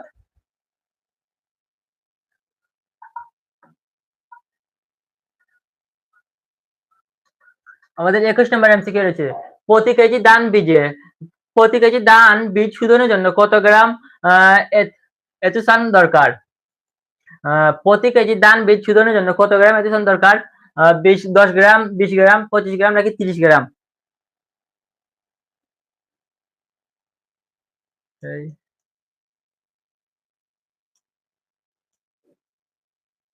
ঠিক আছে, প্রতি কেজি ধান বীজ শোধনের জন্য আমাদের 20 গ্রাম এথুসান দরকার। 1 শতক বীজ তলায় কত কেজি বীজ দরকার? 1 শতক বীজ তলায় কত কেজি বীজ দরকার? 1 কেজি, 2 কেজি, 3 কেজি নাকি 4 কেজি? 1 শতক বীজ তলায় আমাদের 2 কেজি বীজ দরকার। ধানের বীজ তলায় সালফারের অভাব হলে কোন সার প্রয়োগ করতে হয়? ধানের বীজ তলায় সালফারের অভাব হলে কোন সার প্রয়োগ করতে হয়? গোবর সার নাকি জিপসাম নাকি জৈব সার নাকি ইউরিয়া সার? ধানের বীজতলায় যখন সালফারের অভাব হয় তখন আপনি কোন সার ব্যবহার করবেন? জিপসাম। আমাদের নেক্সট স্লাইডে কি রয়েছে? ধান চাষে সারি থেকে সারির দূরত্ব কত সেন্টিমিটার? ধান চাষে এক সারি থেকে আরেক সারির দূরত্ব কত সেন্টিমিটার? 10 থেকে 15 সেন্টিমিটার নাকি 15 থেকে 25 সেন্টিমিটার নাকি 20 থেকে 25 সেন্টিমিটার নাকি 25 থেকে 30 সেন্টিমিটার? ধান চাষে এক সারি থেকে আরেক সারির দূরত্ব কত সেন্টিমিটার? ধান চাষে এক সারি থেকে আরেক সারির দূরত্ব হবে গিয়ে 20 থেকে 25 সেন্টিমিটার। নিচের কোনটি পাটের পোকা? গান্ধী পোকা, চেলে পোকা, ফামরি পোকা নাকি পাতা ফড়িং? নিচের কোনটি গান্ধী পোকা? আগে আমরা দেখেছি গান্ধী পোকা হলো গিয়ে ধানের পোকা, এবারে পাতা ফড়িংও কিন্তু ধানের পোকা। এখানে এই দুটি এমসিকিউ কিন্তু আপনার মন থেকে বাদ দিতে হবে। এই দুটি দিকে আপনি কখনোই দেখবেন না। নিচের কোনটি পাটের পোকা? পাটের পোকার মধ্যে এই দুটি নেই, গান্ধী পোকা এন্ড পাতা ফড়িং এই দুটি হলো গিয়ে ধানের পোকা। আর এখন আপনার ফোকাস দিতে হবে চেলে পোকা নাকি ফামরি পোকা। এই দুটি থেকে একটি অপশন আপনি বাছাই করতে হবে। এবার যদি আপনি বাছাই করে ফেলেন চেলে পোকা,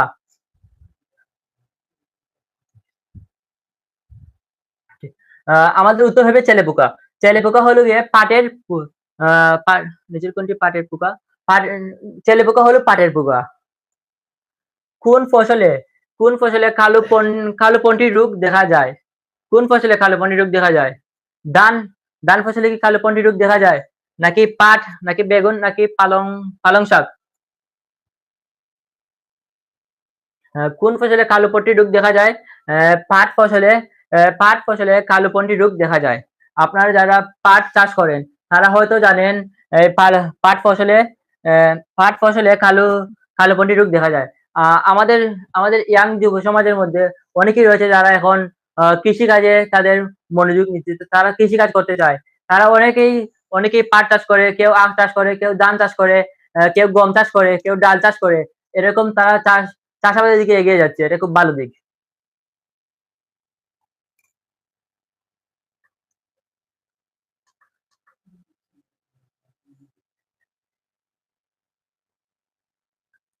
আর মাত্র আমাদের 4টি এমসিকিউ রয়েছে।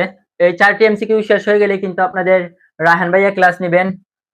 তার ক্লাসটিও কিন্তু অত্যন্ত গুরুত্বপূর্ণ। আপনারা যারা আপনারা যারা এখন পর্যন্ত ক্লাসে জয়েন ইউটিউবে জয়েন রয়েছেন, তারা আমার একটি অনুরোধ রইল, আপনারা সবাই ফার্স্ট থেকে লাস্ট পর্যন্ত ক্লাসটি দেখবেন। যদি আপনি এই কৃষিতেই আমরা যে টপ এমসিকিউ দিচ্ছি, এখানে কিন্তু টপ এমসিকিউ থাকছে, কোনো হাজিবাজি এমসিকিউ নেই। এই এমসিকিউ গুলি যখন আপনি পড়ে যাবেন, আপনার 30-এর মধ্যে অন্তত 20 এমসিকিউ কমন আসবে। আর আমরা একটা জিনিস খেয়াল করে দেখছি, আমি পার্সোনালি ভাবে একটা জিনিস খেয়াল করে দেখেছি যে আমরা অনেক বই এমসিকিউ দিয়েছি, ইতিহাসের এমসিকিউ দিয়েছি, ইতিহাস 30টার মধ্যে 20টি কমন, সিলেট বোর্ডে, ঢাকা বোর্ডে। আর বুক আজকে তোমাদের ভূগোল পরীক্ষা গেছে, কালকে আমরা ভূগোল এমসিকিউ দিয়েছি, ভূগোল 30টি এমসিকিউ এর মধ্যে 25টি এমসিকিউ কমন আসছে। যদি আপনি যারা আমাদের এই ক্লাসটি দেখে গেছেন, তারা এই 25-এর মধ্যে 30-এর মধ্যে 25 খুব ইজিলি আনসার করতে পারছেন।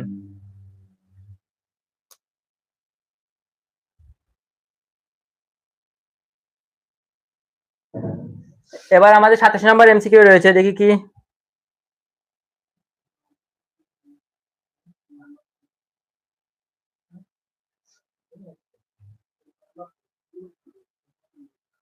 এই 27 নম্বর এমসিকিউ একটু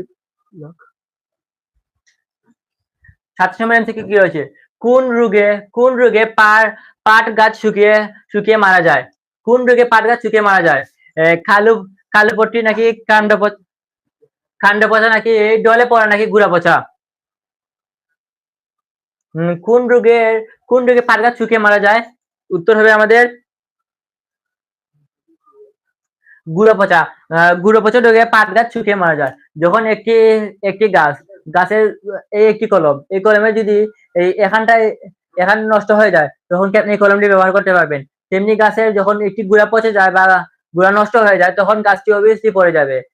গাছের গুঁড়া যখন নষ্ট হয়ে যায় বাতাসে, তখন গাছটি ডলে বাতাসে যখন গাছটি ফেলে দিবে। তাই এখানে রয়েছে গুঁড়া পচা। গুঁড়া পচা রোগে পাট গাছ শুকিয়ে মারা যায়। আর গুঁড়া পচে গেলে তো পাট গাছ তখন পানি গ্রহণ করতে পারবে না। তাই গুঁড়া পচা রোগে পাট গাছ শুকিয়ে মারা যায়। সরিষা ফসলের প্রধান ক্ষতিকারক পোকা কোনটি? সরিষা ফসলের প্রধান সরিষা ফসলের প্রধান ক্ষতিকারক পোকা কোনটি? বিচা পোকা, মারজা পোকা, লাল পোকা নাকি জাপ পোকা? সরিষা ফসলের প্রধান ক্ষতিকারক পোকা কোনটি? উত্তর হবে জাপ পোকা। যখন আমরা সরিষা চাষ করব, তখন দেখবেন জাপ পোকার ফলে সরিষা ফুলের প্রধান ক্ষতিকারক, সরিষা ফুল নষ্ট হয়ে যায়। সরিষার প্রধান রোগ কোনটি? সরিষার প্রধান রোগ কোনটি?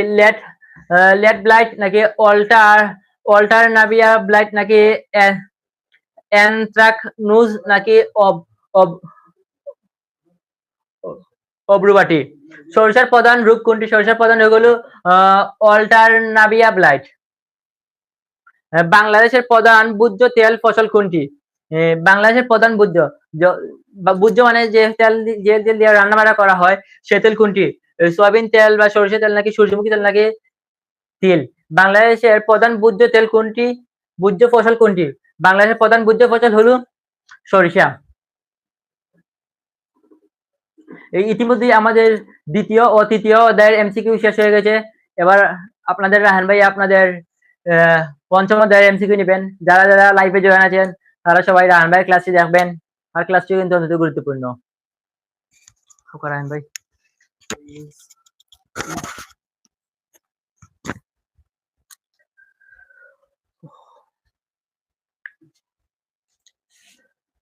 প্রিয় শিক্ষার্থীবৃন্দু, সবাইকে আসসালামু আলাইকুম। তো আজ এতক্ষণ যাবত একরাম ভাই এবং রায়হান ভাইয়ের ক্লাসটি তোমরা করেছো। আমার নাম রায়হান। তো এখন আমি ক্লাস করাবো, সাথে থাকবেন। তো আমি আশা করি তারা ক্লাস অত্যন্ত গুরুত্বপূর্ণ হয়েছে এবং তারা অত্যন্ত ভালোভাবে তাদের সর্বোচ্চটা দিয়ে তারা বুঝিয়েছেন। তো তোমরা যদি এভাবে প্রতিদিন আমাদেরকে সহযোগিতা করো, তাহলে আশা রাখি তোমাদের এই এসএসসি পরীক্ষায় তোমরা ভালো রেজাল্ট করতে পারবে। তো চলেন এত কথা না বাড়িয়ে আমাদের মূল আলোচনায় চলে যাই।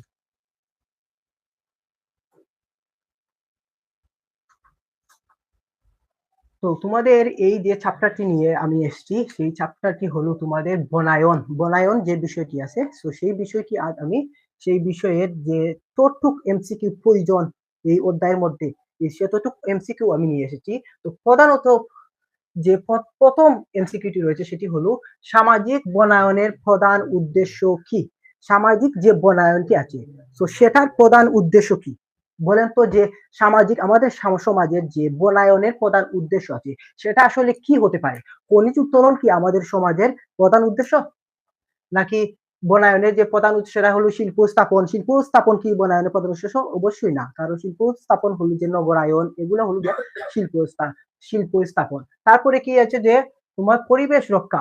পরিবেশ রক্ষা এটা আমরা অপশন রাখবো। তারপরে কি যে খাট রপ্তানি। খাট রপ্তানি কি, কাঠ বিক্রি করা কি আমাদের এই যে বনায়নের প্রধান উদ্দেশ্য? আসলে কি সেটা?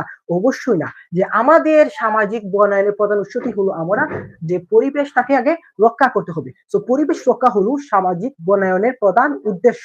যদি পরিবেশ বনায়ন এর উদ্দেশ্যে যদি আমরা পরিবেশকে রক্ষা করি, তাহলে দেখবেন যে এই পরিবেশ রক্ষা থেকে আমরা মানুষও একটা বেনিফিট পাবো। তো পরিবেশ রক্ষা হলো বনায়নের প্রধান উদ্দেশ্য, আর এই বনায়নের প্রধান উদ্দেশ্য থেকে আমরা মানুষগুলোই উপকারিত হই।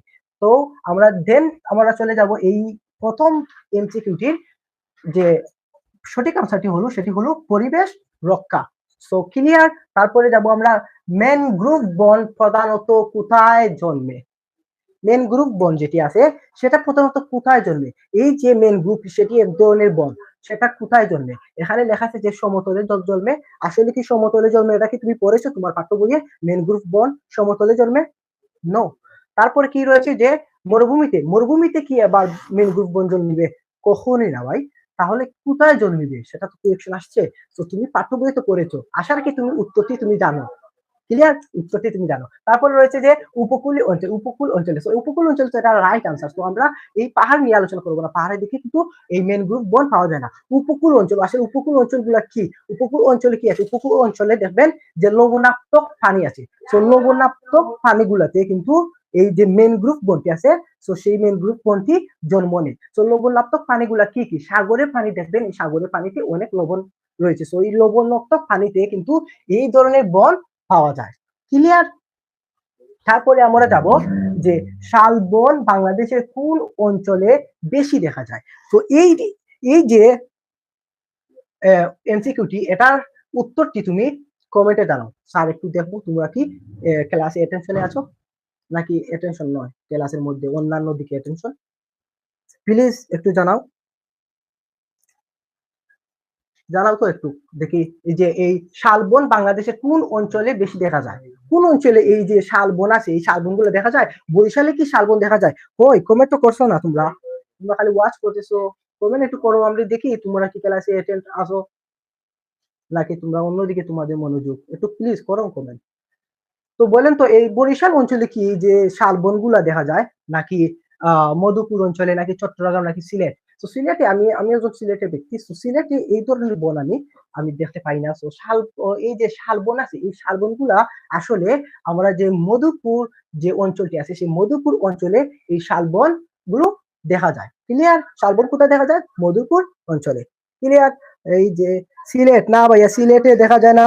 পাহাড়ে পাহাড় না, পাহাড় এটা হবে না। ম্যানগ্রোভ বন প্রধানত ম্যানগ্রোভ উপকূল অঞ্চল। উপকূল অঞ্চলগুলা কি কি? তাহলে উপকূল অঞ্চলে কিন্তু নদী সাগর থাকে, সাগরে কিন্তু ম্যানগ্রোভ বন জন্ম নেয়।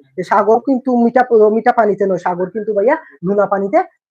ওকে, ক্লিয়ার? তো নোনা পানিতে ম্যানগ্রোভ বন দেখা যায়। তো এখানে লেখা যায় শালবন কোন অঞ্চলে দেখা যায়। একজনে কমেন্ট করেছে সিলেটে। সিলেটে না ভাইয়া, এই শালবন যে আছে, এই শালবনটি দেখা যায় আসলে বাংলাদেশের মধুপুর অঞ্চলে এই শালবনগুলা দেখা যায়। তারপরে রয়েছে যে বন ধ্বংসের প্রধান কারণ কোনটি?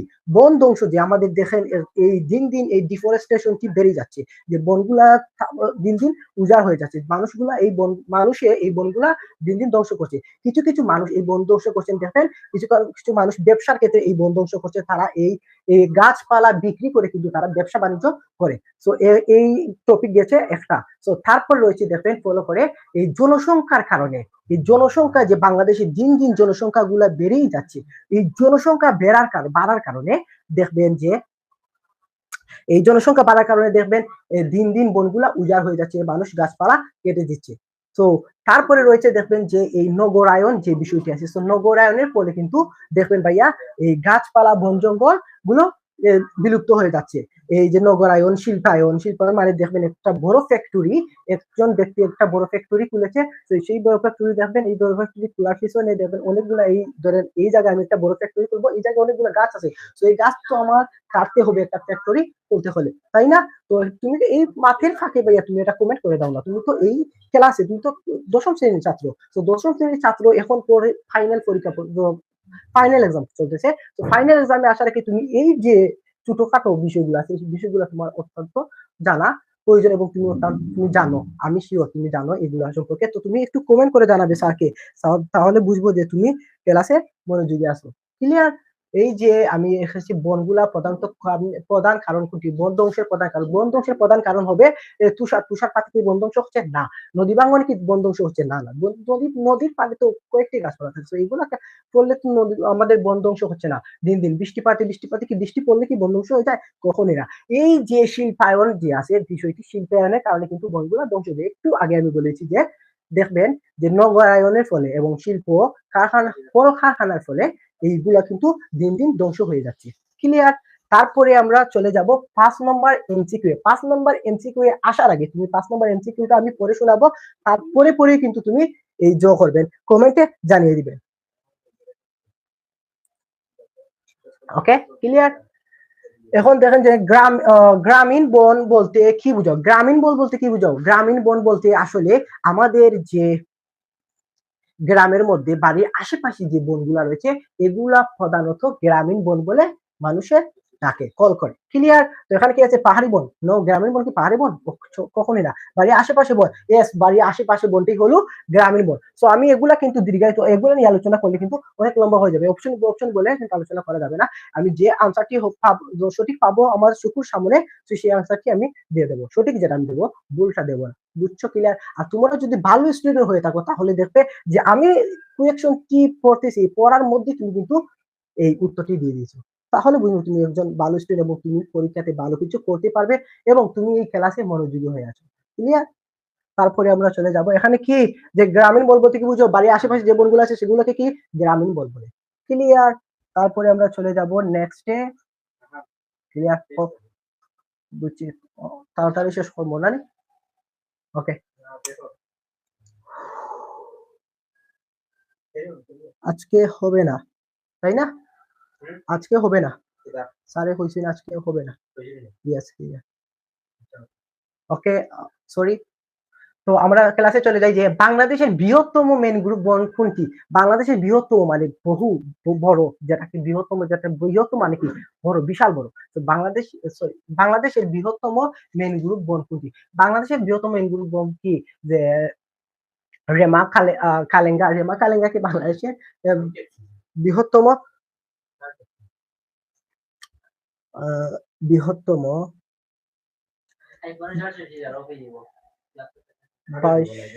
22 হয়েছে না? ওকে, আমি শেষ করলাম ক্লাসটি। তোমরা সাথে থাকো স্যারের। তো এখানে কি আছে যে বাংলাদেশের বৃহত্তম ম্যানগ্রোভ বন কোনটি? বাংলাদেশের বৃহত্তম ম্যানগ্রোভ বন হচ্ছে সুন্দরবন। সুন্দরবন কিন্তু বাংলাদেশের বৃহত্তম ম্যানগ্রোভ বন। সুন্দরবনের পাশে কিন্তু নোনা পানি আছে। ক্লিয়ার? বঙ্গোপসাগর আছে, বঙ্গোপসাগরের পাশে কিন্তু দেখবেন ম্যানগ্রোভ বন জন্ম নেয়, কিন্তু বঙ্গোপসাগরে কিন্তু ম্যানগ্রোভ বন দেখা যায়। ক্লিয়ার? ম্যানগ্রোভ বন কিন্তু নোনা পানিতে জন্ম নেয়। এইগুলা কিন্তু আমার কথাগুলা তুমি একটু না হলেও তুমি শুনবে, তাহলে শুনে যদি কথা শুনো তাহলে কথা শোনার সাথে সাথে তোমার মেমোরাইজ হয়ে যাবে তোমার কোয়েকশনটা কি। ওকে, ক্লিয়ার? তারপরে যে বনভূমি বৃদ্ধির জন্য কোন কর্মসূচি গ্রহণ করা হয়? বনভূমি বাড়ানোর জন্য, মানে আমাদের দেশে কিন্তু বনভূমি অত্যন্ত কম, দিন দিন কেটেই যাচ্ছে। তো এগুলো বাড়ানোর জন্য আমাদের কোন কর্মসূচিটি গ্রহণ করতে হবে? শিল্পায়ন কি গ্রহণ করতে হবে? শিল্পায়ন গ্রহণ করলে তো আমাদের বনভূমি দিন দিন কমে যাবে। নগরায়ন হলে তো আমাদের দিন আমাদের বনভূমি আর থাকবেই না, সব ধ্বংস হয়ে যাবে ঘর বাড়ি বানিয়ে। তো তারপরে কি আছে যে খনিজ আহরণ করে কি আমাদের বনভূমি বাড়াতে পারবো? কখনোই না। তারপরে কি আছে সামাজিক বনায়ন যে আছে, এই কর্মসূচিটি যদি আমরা চালু করি তাহলে আমাদের যে দেশে বনভূমি আছে সেই বনভূমি আমরা বৃদ্ধি করতে পারবো, এবং এই বনভূমি বৃদ্ধি করার একটাই কারণ আমরা বেশি বেশি করে গাছ লাগাবো। বেশি বেশি করে যদি আমরা গাছ লাগাই তাহলে দেখবেন তাহলে বেশি বেশি করে গাছ লাগালে দেখবেন আমাদের এই বনভূমিগুলো আছে না, তো এই বনভূমিগুলো বৃদ্ধি পাবে, বনগুলো বৃদ্ধি পারে, আমরা মানুষগুলো বাঁচতে পারবো শান্তিতে, আমরা অক্সিজেন পাবো। ক্লিয়ার? তারপরে কি যে গাছ কার্বন ডাই অক্সাইড গ্রহণ করে। ক্লিয়ার? কাজ তো তুমি জানো যে কার্বন ডাই অক্সাইড গ্রহণ করে। তারপর কি লেখা আছে? সে কি ত্যাগ করে? কি ত্যাগ করে? গাছ কার্বন ডাই অক্সাইড কিন্তু গ্রহণ করে, কার্বন ডাই অক্সাইড যেটা আছে সেটা কিন্তু গাছ গ্রহণ করে, মানে শ্বাস নেয়। তারপরে কি সে ত্যাগ করে কি, মানে ত্যাগ করার অর্থ কি? ত্যাগ করার অর্থ মানে সে ছাড়া কি ছাড়ে, সে লিভ করে কি, লিভ করে কি নাইট্রোজেন কি লিভ করে গাছে না, কি করে তো কার্বন মনোক্সাইড কি সে ত্যাগ করে, নাকি যে হাইড্রোজেন ত্যাগ করে? কখন না। তুমি দেখবে যে গাছ যেগুলো আছে, গাছপালা কি করে, গাছপালা carbon die oxide carbon die oxide যেটা আছে সেটা তারা গ্রহণ করে, এবং তারা যে অক্সিজেন আমরা যে অক্সিজেন গ্রহণ করতেছি সেটা কিন্তু থেকে গ্রহণ করতেছি, গাছ থেকে গ্রহণ করতেছি। তো গাছগুলা কিন্তু আমাদেরকে অক্সিজেন দেয়, আর আমরা কিন্তু গাছকে বাঁচাচ্ছি। আমাদের দেখবেন শ্বাস বের হয়ে যখন, তখন দেখবেন কার্বন ডাই অক্সাইড বের হয়, দেখবেন সেই মুখের সামনে নেবেন, আখ নিয়ে দেখবেন মানে মানে বাতাস বের করে দেবেন, বাতাসগুলো গরম থাকে, কার্বন ডাই অক্সাইড গুলো উত্তপ্ত মানে গরম থাকে। ক্লিয়ার? তো আমরা কি এখানে কি সঠিক আনসার হবে? সঠিক আনসার হবে গাছ কার্বন ডাই অক্সাইড গ্রহণ করে এবং কি করে অক্সিজেন ত্যাগ করে। ক্লিয়ার? এখানে খ নম্বর অক্সিজেন। ক্লিয়ার?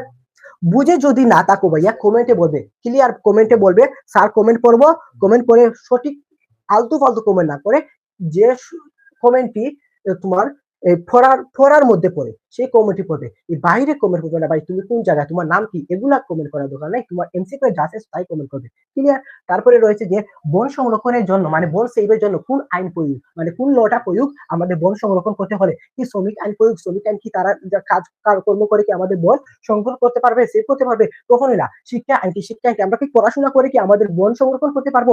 কখনই না। তারপরে কি রয়েছে যে বন আর কিটা ভূমি আইন, ভূমি আইন কি আমাদের জায়গাপালা কি জায়গাগুলো কি আমরা যদি সংরক্ষণ করে রাখি তাহলে কি আমাদের বনগুলা সেভ করতে পারবো? কখনই না। তাহলে আমাদের বন সংরক্ষণ করতে হলে আমাদের যে আইনটি হবে প্রয়োজন, যে আইনটি প্রয়োজন সেটা হলো বন আইন প্রয়োজন। আমাদের দেশের গভর্নমেন্ট কিন্তু এই কাজটি, এই যে ব্যবস্থাটি, এই যে ব্যবস্থা রয়েছে সেই ব্যবস্থাটি কিন্তু চালু রেখেছে যে বন সংরক্ষণ করে। তো বন সংরক্ষণ করতে হলে আমাদের বন আইন করা, বন আইন যে আছে যে বিষয়টি সেটা প্রণয়ন করা আমাদের জরুরি।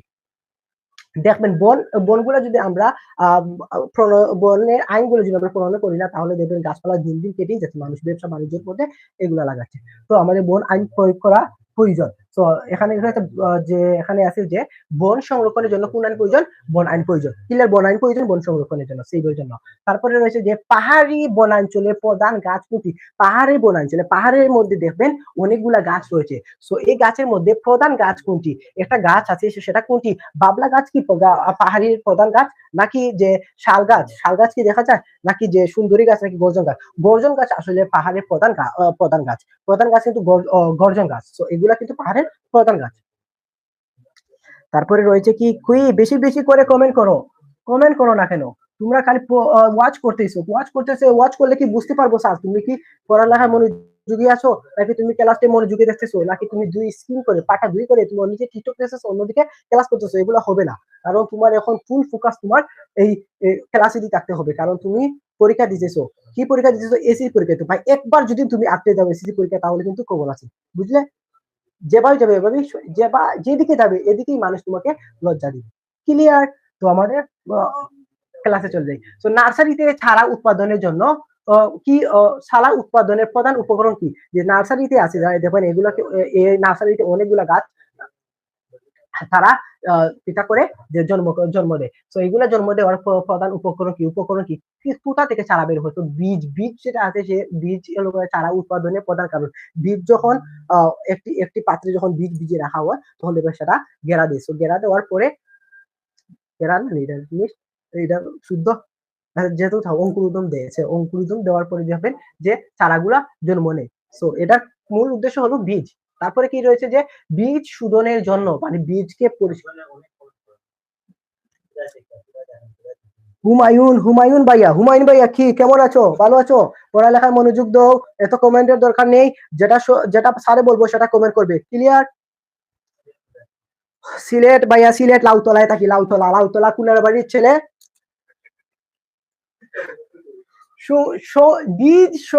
শোধনের জন্য বীজ শোধনের উদ্দেশ্য কি? বীজ যে আছে সেটা শোধনের মানে সেটা শোধনের উদ্দেশ্য কি? সেটা শুধু দ্রুত বৃদ্ধি, কি বীজ শোধনের উদ্দেশ্য? না, ওজন বৃদ্ধি। ওজন কি বেশি বেশি বড় গাম্বার মতো হলে কি বীজ শোধন করা যায়? না। তার হচ্ছে রং পরিবর্তন। রং পরিবর্তন করলে কি বীজের শোধন করা হয়, মানে বীজ বিশুদ্ধ করা হয়, রোগ জীবাণু মুক্ত করা যায়? তাহলে কি করতে হবে? রোগ দমন করতে হবে। রোগ দমন করার মূল উদ্দেশ্য কি? শোধন করা। শোধন করলে কিন্তু আমাদের বীজের যে রোগ জীবাণু আছে সেগুলো কিন্তু মুক্ত হয়ে যায়। ক্লিয়ার? এখানে হবে সঠিক আনসারটি রোগ। ক্লিয়ার? আপনি কি আমাদের স্যার? না ভাইয়া, আপনাকে তো আমি চিনতে পারছি না। তুমি আমার স্টুডেন্ট নাকি গার্ডিয়ান? ওকে, এটা হলো পাবলিক লাইফ। সো আমাদের যে রয়েছে প্রিমিয়াম বেসড রয়েছে, সেখানে কিন্তু আমাদের অনেক স্টুডেন্ট আছে। ক্লিয়ার? সো এগুলা নিয়েও তো মাতামাতি করা কিছু নেই। তারপরে কি রয়েছে যে অঙ্কুরোদমের জন্য কোন উপাদান প্রয়োজন? অঙ্কুরোদম যেটি আছে সেটার জন্য কি উপাদান প্রয়োজন? কীটনাশক প্রয়োজন অঙ্কুরোদম বাড়াতে নাকি নো? তারপর কি সার প্রয়োজন? না। তারপর কি আলু প্রয়োজন? না। আমাদের অঙ্কুরোদম যে বীজের অঙ্কুরোদম যেটি সেটা বাঁচানোর জন্য আমাদের পানি প্রয়োজন। ক্লিয়ার? পানি উপাদান প্রয়োজন। তারপর লেখা আছে যে শক্ত বীজের খোসা নরম করার পদ্ধতিকে কি বলে? শক্ত যখন বীজের খোসা কিন্তু শক্ত, এগুলা নরম করতে হলে আমাদের কোন পদ্ধতিতে করতে হবে? কাটিং পদ্ধতি করতে হবে নাকি গ্রাফটিং করতে হবে নাকি স্তরায়ন করতে হবে নাকি স্কেরিফিকেশন করতে হবে? স্কেরিফিকেশন যে পদ্ধতিটি আছে, মানে মেথড, এই মেথডের মাধ্যমে আমরা কি করতে পারি? এই যে বীজের শক্ত খোসা থেকে আমরা নরম খোসায় পরিণত করতে পারি। কি হলো কি? সুন্দর করে কমেন্ট করো। ওকে, তারপরে লেখা আছে যে এখানে কি এখানে স্কেরিফিকেশন সঠিক উত্তর। কি চলতেছে তো লাইভ? কেরিয়ন নাকি 18 নিচে আছে, আমার শেষ তো 15 হয়েছে আর 15টা হয়েছে, আমি শেষ করলাম আর দেখাইতাম বেশি। সো কলম করার পদ্ধতিকে কি বলে? কলম যে বিষয়টি আছে, সো এই বিষয়টির যে পদ্ধতি, যে মেথড, সো এই মেথডটা কি? যে গ্রাফটিং, লেয়ারিং, ব্রডিং নাকি সবকটি? সবকটি। আসলে যে এই কলম করা হয়, এই কলম করা মানে একটা গাছের মধ্যে দেখবেন কলম করে আরেকটি গাছ লাগিয়ে দেয়। সো এটার পদ্ধতি কি? এটা পদ্ধতি হলো গ্রাফটিং এর মাধ্যমে কিন্তু এগুলো করতে পারবে, আবার লেয়ারিং এর মাধ্যমে এগুলো করতে পারে, আবার বোর্ডিং এর মাধ্যমে এগুলো করতে পারে। সো এটার সঠিক উত্তর হলো যে তিনটি, মানে সবকটি। ক্লিয়ার? তারপরে আমরা নেক্সটে চলে যাব।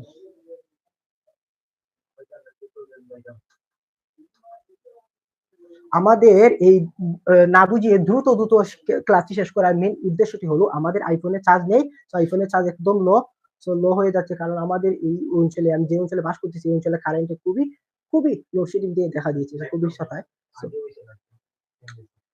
প্রিমিয়াম বইছে আগে লাইভ হয়েছে, সো তোমরা দেখে আসতে পারো। আমরা যখন আপলোড হবে তখন সরি আদার্স আইটেম আমরা পাবো না, আমরা ক্লাসে মনোযোগ দিই, তাহলে তাড়াতাড়ি ক্লাস শেষ করতে হবে। আর তোমরা মনোযোগ দাও, তাহলে ভাইয়া যেটুকু সামর্থ্য এই স্বল্প সময়ের মধ্যে সেটুকু আমি বোঝানোর চেষ্টা করবো। ক্লিয়ার? তো আমার ফুল ফোকাসটা রাখবেন এই বোর্ডে দিয়ে। তারপরে এই যে নার্সারিতে পলি ব্যাগে ছিদ্র করা হয় কেন? নার্সারিতে দেখবেন অনেকগুলা পলি ব্যাগ দেওয়া হয়, কিচের নিচে যে চারার নিচে অনেকগুলা পলি ব্যাগ দেওয়া হয়। পলি যে ব্যাগগুলো আছে, যে পলিথিনের ব্যাগগুলো আমরা যেগুলো দিয়ে বাজারে নিয়ে আসি, সেগুলা পলি ব্যাগ। এগুলার নিচে কিন্তু ছোট ছোট করে ছিদ্র দেওয়া হয়। এই ছোট ছোট যে ছিদ্রগুলো দেওয়া হয় সেগুলো কিসের জন্য দেওয়া হয় বলুন তো? এই ছোট ছোট ছিদ্র দেওয়া হয় কি রং করার জন্য? আসলে কি নার্সারিতে রং করার জন্য দেওয়া হয় নাকি শিকড় বৃদ্ধি করার জন্য? আমি মেইন সঠিক আনসারটি বলি যে পানি নিষ্কাশনের জন্য। পানি নিষ্কাশনের জন্য যে অতিরিক্ত যে পানিগুলা এই পলিথিনের ব্যাগের মধ্যে আটকে যায়, তো সেগুলা কিন্তু নিষ্কাশন করার জন্য পলিথিনের ব্যাগের মধ্যে ছোট ছোট ছিদ্র করা হয়। ক্লিয়ার? তারপরে রয়েছে যে চারা রোপণের উপযুক্ত সময় কোনটি? চারা যে রোপণ করতে হয় সেটা উপযুক্ত সময় কোনটি? গ্রীষ্ম, শরৎ, শীতকাল নাকি না? চারা যদি আমরা রোপণ করতে হয় তাহলে আমাদের পানি প্রয়োজন। তো এগুলা কিন্তু গ্রীষ্মকালে পানি আমাদের এই যে ভূপৃষ্ঠে পানি পাওয়া যায় না। তো আমাদের পানি পেতে হলে আমাদের বর্ষাকালে আমরা এই যে চারাগুলো আছে, চারাগুলো আপনারা রোপণ করতে পারবেন। তুমি যদি প্র্যাকটিক্যালি চাও তাহলে যখন বর্ষা আসবে, বর্ষা সিজন, তখন তুমি চারা রোপণ করবে, দেখবে তোমার চারাগুলো কিন্তু দিন দিন বৃদ্ধি পাবে। যখন মেঘ দিবে তখনই বৃদ্ধি পাবে। ক্লিয়ার? তো আমরা বর্ষাকালে কিন্তু আমরা চারা উপযুক্ত করার সঠিক সময়। তারপরে যাব, এটা বর্ষা খ। তারপরে হচ্ছে বীজের অঙ্কুরোদমের ক্ষমতা নির্ণয়ের পরীক্ষার নাম কি? বীজের অঙ্কুরোদমের ক্ষমতা নির্ণয় করা হয় সেই পরীক্ষাটির নাম কি? সেই পরীক্ষাটির নাম কি? ওজন পরীক্ষা করা নাকি আর্দ্র পরীক্ষা করা নাকি জীবনশক্তি পরীক্ষা করা নাকি বিশুদ্ধকরণ করা? আসলে এই সঠিক উত্তরটি হবে যে জীবনশক্তি পরীক্ষা করা। কারণ যে বীজের যে ক্ষমতাটি আছে সেই ক্ষমতাটি কিন্তু এই পরীক্ষা দিয়েই শনাক্ত করা হয়, যে জীবনী শক্তি পরীক্ষা। তারপরে রয়েছে যে নার্সারিতে ছায়া দেওয়ার জন্য কি ব্যবহার করা হয়? নার্সারিতে দেখবেন ছায়া দেওয়া হয়। কিন্তু অনেকগুলা যদি রোদ এই নার্স এই চারাগুলার উপর পড়ে তাহলে দেখবেন চারাগুলা পাতা কি হয়ে যাচ্ছে, ফসকে যাচ্ছে, যেটা সিলেটি ভাষায় ফুটা হয়ে যাচ্ছে, ফুটা হয়। তো ফুটা হয়ে গেলে তো হবে না পাতা, তো পাতা সতেজ থাকতে হবে। ক্লিয়ার? সতেজ যদি থাকে পাতা তাহলে হবে। তো আমাদের সতেজ রাখার জন্য কি হতে হবে, ছায়া জাল বিছাতে হবে। ছায়া জাল যদি আমরা নার্সারিতে বিছাই তাহলে বিছিয়ে দেই, মানে আবদ্ধ করে দেই, তাহলে কিন্তু নার্সারি গাছগুলা সতেজ থাকবে। তো এগুলো হবে, এই সঠিক হতে হবে ছায়া জাল। তারপরে যে উদ্ভিদের কাণ্ডের মাধ্যমে বংশ বিস্তারকে কি বলে, উদ্ভিদের যে কাণ্ড আছে সেই কাণ্ড মানে ওদের পাঁচটা আঙ্গুল, এইটা হলো গাছ, এই গাছ এই পাঁচটা আঙ্গুল পাঁচ দিকে চলে যাচ্ছে। তো এখানের মধ্যে যদি আমি একটা গাছ আমি এই গাছ কি করি, তাদের মধ্যে বংশ বিস্তার মানে জন্ম দিই, তাহলে এই গাছকে কি বলবে, কি বলবে বলো, এই গাছে কমেন্টে জানাও কি বলবে, অঙ্গ বংশ বিস্তার বলবে। অঙ্গ বস্তু মানে এখানে একটা অঙ্গ যাচ্ছে গাছের, তো এই অঙ্গ থেকে যদি একটা গাছ আবারও জন্ম নেয় তাহলে এটাকে কি বলে, অঙ্গ বিস্তার বলবে। ক্লিয়ার? তারপরে আমরা নেক্সটে চলে যাব। এখানে কিন্তু উত্তর হবে যে উদ্ভিদের কাণ্ডের মাধ্যমে বংশ বিস্তারকে, উদ্ভিদের কাণ্ডের মাধ্যমে বংশ বিস্তারকে কি বলে, অঙ্গ বংশ বিস্তার বলবে। কি হলো, দুজন এরা পরীক্ষা পাশ করবে, যে দুইজন ক্লাস দেখতেছো এরা পরীক্ষা পাশ করবে, আমি দোয়া করে দিলাম।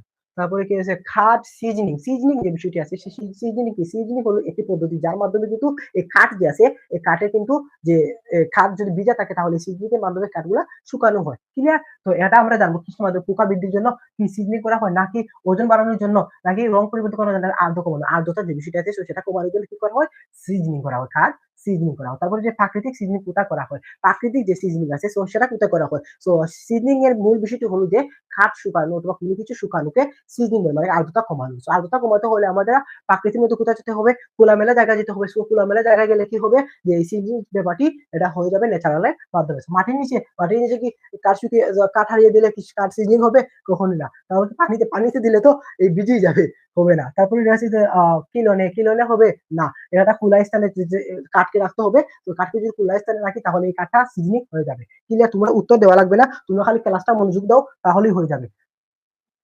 তারপরে কি লেখা আছে যে কাঠ সংরক্ষণে কোন রাসায়নিক ব্যবহার করা হয়, কাঠ সংরক্ষণ করতে হলে, কাঠকে সেভ করতে হলে আমাদের কোন রাসায়নিক যে মাধ্যমটি আছে সেই মাধ্যমটি আমরা ব্যবহার করতে হবে, মানে ইউজ করতে হবে। তো এই মাধ্যমটি হলো আমাদের, আমি উত্তর বলে দিচ্ছি, এই অপশন ধরে ধরে আমি যেটা না বলবো সেটা কোনো বিষয় না, কারণ আপনি উত্তরগুলো দেখে যান তাহলে পরীক্ষা কেমন আসবে, আর ক্লাসে আমরা লম্বা করবো না কথা। তারপরে কি হচ্ছে যে সিসিএ যে বিষয়টি আছে, যে মাধ্যম আছে, এই মাধ্যমে কিন্তু কি করা হয়, কাঠ সংরক্ষণ করা হয়, রাসায়নিক ব্যবহার করা হয়, রাসায়নিক ব্যবহার করে। এই সিসি দিয়ে কিন্তু রাসায়নিক ব্যবহার করা হয়, এই রাসায়নিক ব্যবহার করে কিন্তু কাঠগুলো আমরা সেভ করতে পারি। তারপরে রয়েছে যে কাঠের শক্তি নির্ভর করে কোনটির উপর, কাঠের যে শক্তি আছে সেগুলো নির্ভর করে কোনটির উপর, একটা জিনিস আছে তো সেটা নির্ভর করে কোনটির উপর, যে এই যে লেখা আছে আর্দ্রতার উপর কিন্তু কাঠের শক্তি নির্ভর করে। কাঠে যদি পানি খায় বেশি করে তাহলে কিন্তু কাঠ শক্ত হবে না, শক্ত হবে, এবং কাঠ শক্ত হওয়ার পরে কিন্তু যদি আমরা সিজনিং করি তাহলে এই কাঠটা অনেক মজবুত হয়ে যাবে। তারপরে রয়েছে যে কিলন পদ্ধতি কি ধরনের, সিজনিং কিলন পদ্ধতি আসলে কৃত্রিম পদ্ধতি। কৃত্রিম পদ্ধতি আসলে কি, মানুষের তৈরি যা কিছু করে হয় তাহলে কি, তাগুলো কি, তা হলো কৃত্রিম পদ্ধতি। ক্লিয়ার? তো কৃত্রিম পদ্ধতি হলো গিয়া সিজনিং পদ্ধতি, কিলন পদ্ধতি কি ধরনের, মানে কৃত্রিম সিজনিং। ক্লিয়ার? তারপরে রয়েছে কি, শেষ হয়ে যাচ্ছে। তারপরে রয়েছে আমাদের 16 নম্বরে আমাদের শেষ স্লাইড। ক্লিয়ার? এটা অনেক একটু মনোযোগ দিয়ে ক্লাসটি দেখো, শেষ স্লাইড। শেষ স্লাইডে রয়েছে যে কাঠের পোকা আক্রমণ প্রতিরোধে কি করা হয়, কাঠের পোকা আক্রমণের প্রতিরোধে কি করা হয়। সো কাঠ থেকে দেখবেন অনেক সময় অনেকগুলো পোকা জন্ম নিয়ে কিন্তু কাঠটা নষ্ট হয়ে যায়। সো এগুলো আমরা প্রতিরোধ করতে হলে আসলে আমাদের কি প্রয়োজন, রং করা প্রয়োজন, কাঠ সংরক্ষণ প্রয়োগ করা প্রয়োজন, নাকি পানি দেওয়া প্রয়োজন, নাকি উদ্দেশ্য করা প্রয়োজন। আসলে এটা হলো গিয়ে কাঠ সংরক্ষণ প্রয়োগ করা, মানে এটা সংরক্ষণ প্রয়োগের একটা বিষয় আছে। সেটা করলে কিন্তু আমাদের এই কাঠকে পোকা থেকে মুক্ত করতে পারবো। তারপরে রয়েছে কাঠের আয়তন নির্ণয়ের সূত্র কি, কাঠের আয়তন, কাঠের যে আয়তন আছে তো সেটা নির্ণয়ের সূত্র কি, একটা সূত্র আছে সেটা নির্ণয়ের সূত্র কি, সেটা নির্ণয়ের সূত্র হবে যে দৈর্ঘ্য ইনটু প্রস্থ ইনটু উচ্চতা। এই যে সূত্রটি আছে এই সূত্রের মাধ্যমে কিন্তু আমরা কাঠের আয়তন নির্ণয় করতে পারবো। এখানে কি এই সূত্রটি আছে যে দৈর্ঘ্য ইনটু প্রস্থ ইনটু উচ্চতা, এই দেখেন যে খ নম্বরে আছে যে সূত্রটি, সেটি হলো যে দৈর্ঘ্য ইনটু প্রস্থ ইনটু উচ্চতা। ক্লিয়ার? তারপরে রয়েছে যে সিজনিং না করলে কাঠে কি সমস্যা হয়? সিজনিং যে ব্যাপারটি আছে সেটা না করলে সেটা করলে কি কাঠে সমস্যা হয়? আসলে যে সিজনিং ব্যাপারটা আছে সেটা যদি আমরা করি না তাহলে কিন্তু কাঠে সমস্যা হয়। তাহলে কোয়েকশন করবে, "কেন ভাইয়া এইটা না করলে আমাদের কাঠে সমস্যা হবে?" যখন কাঠটা ভিজা থাকবে তখন যদি আমরা এই কাঠটা ঘরের মধ্যে তাহলে দেখবেন এই কাঠের মধ্যে পোকা অনেকগুলা জমে যাচ্ছে। সো পোকা জমলে কিন্তু পোকা যদি থাকে একটি কাঠের মধ্যে কাঠটা নষ্ট হয়ে যায়। সো এই কাঠটা নষ্ট না করতে যদি আমরা চাই তাহলে আমাদের সিজনিং করতে হবে। সো সিজনিং করলে কি হবে? সিজনিং করলে হবে সিজনিং যদি না করি তাহলে আমাদের এই কাঠ ফাটল ধরবে মানে ফেটে যাবে। সিজনিং না করলে কাঠটা ফেটে যাবে। তারপরে দেখা যাচ্ছে কাঠ সংরক্ষণের চাপ প্রয়োগ পদ্ধতিকে কি বলে? কাঠ সংরক্ষণ করতে হলে একটা চাপ প্রয়োগ লাগে। সো এই চাপ প্রয়োগকে কি বলে?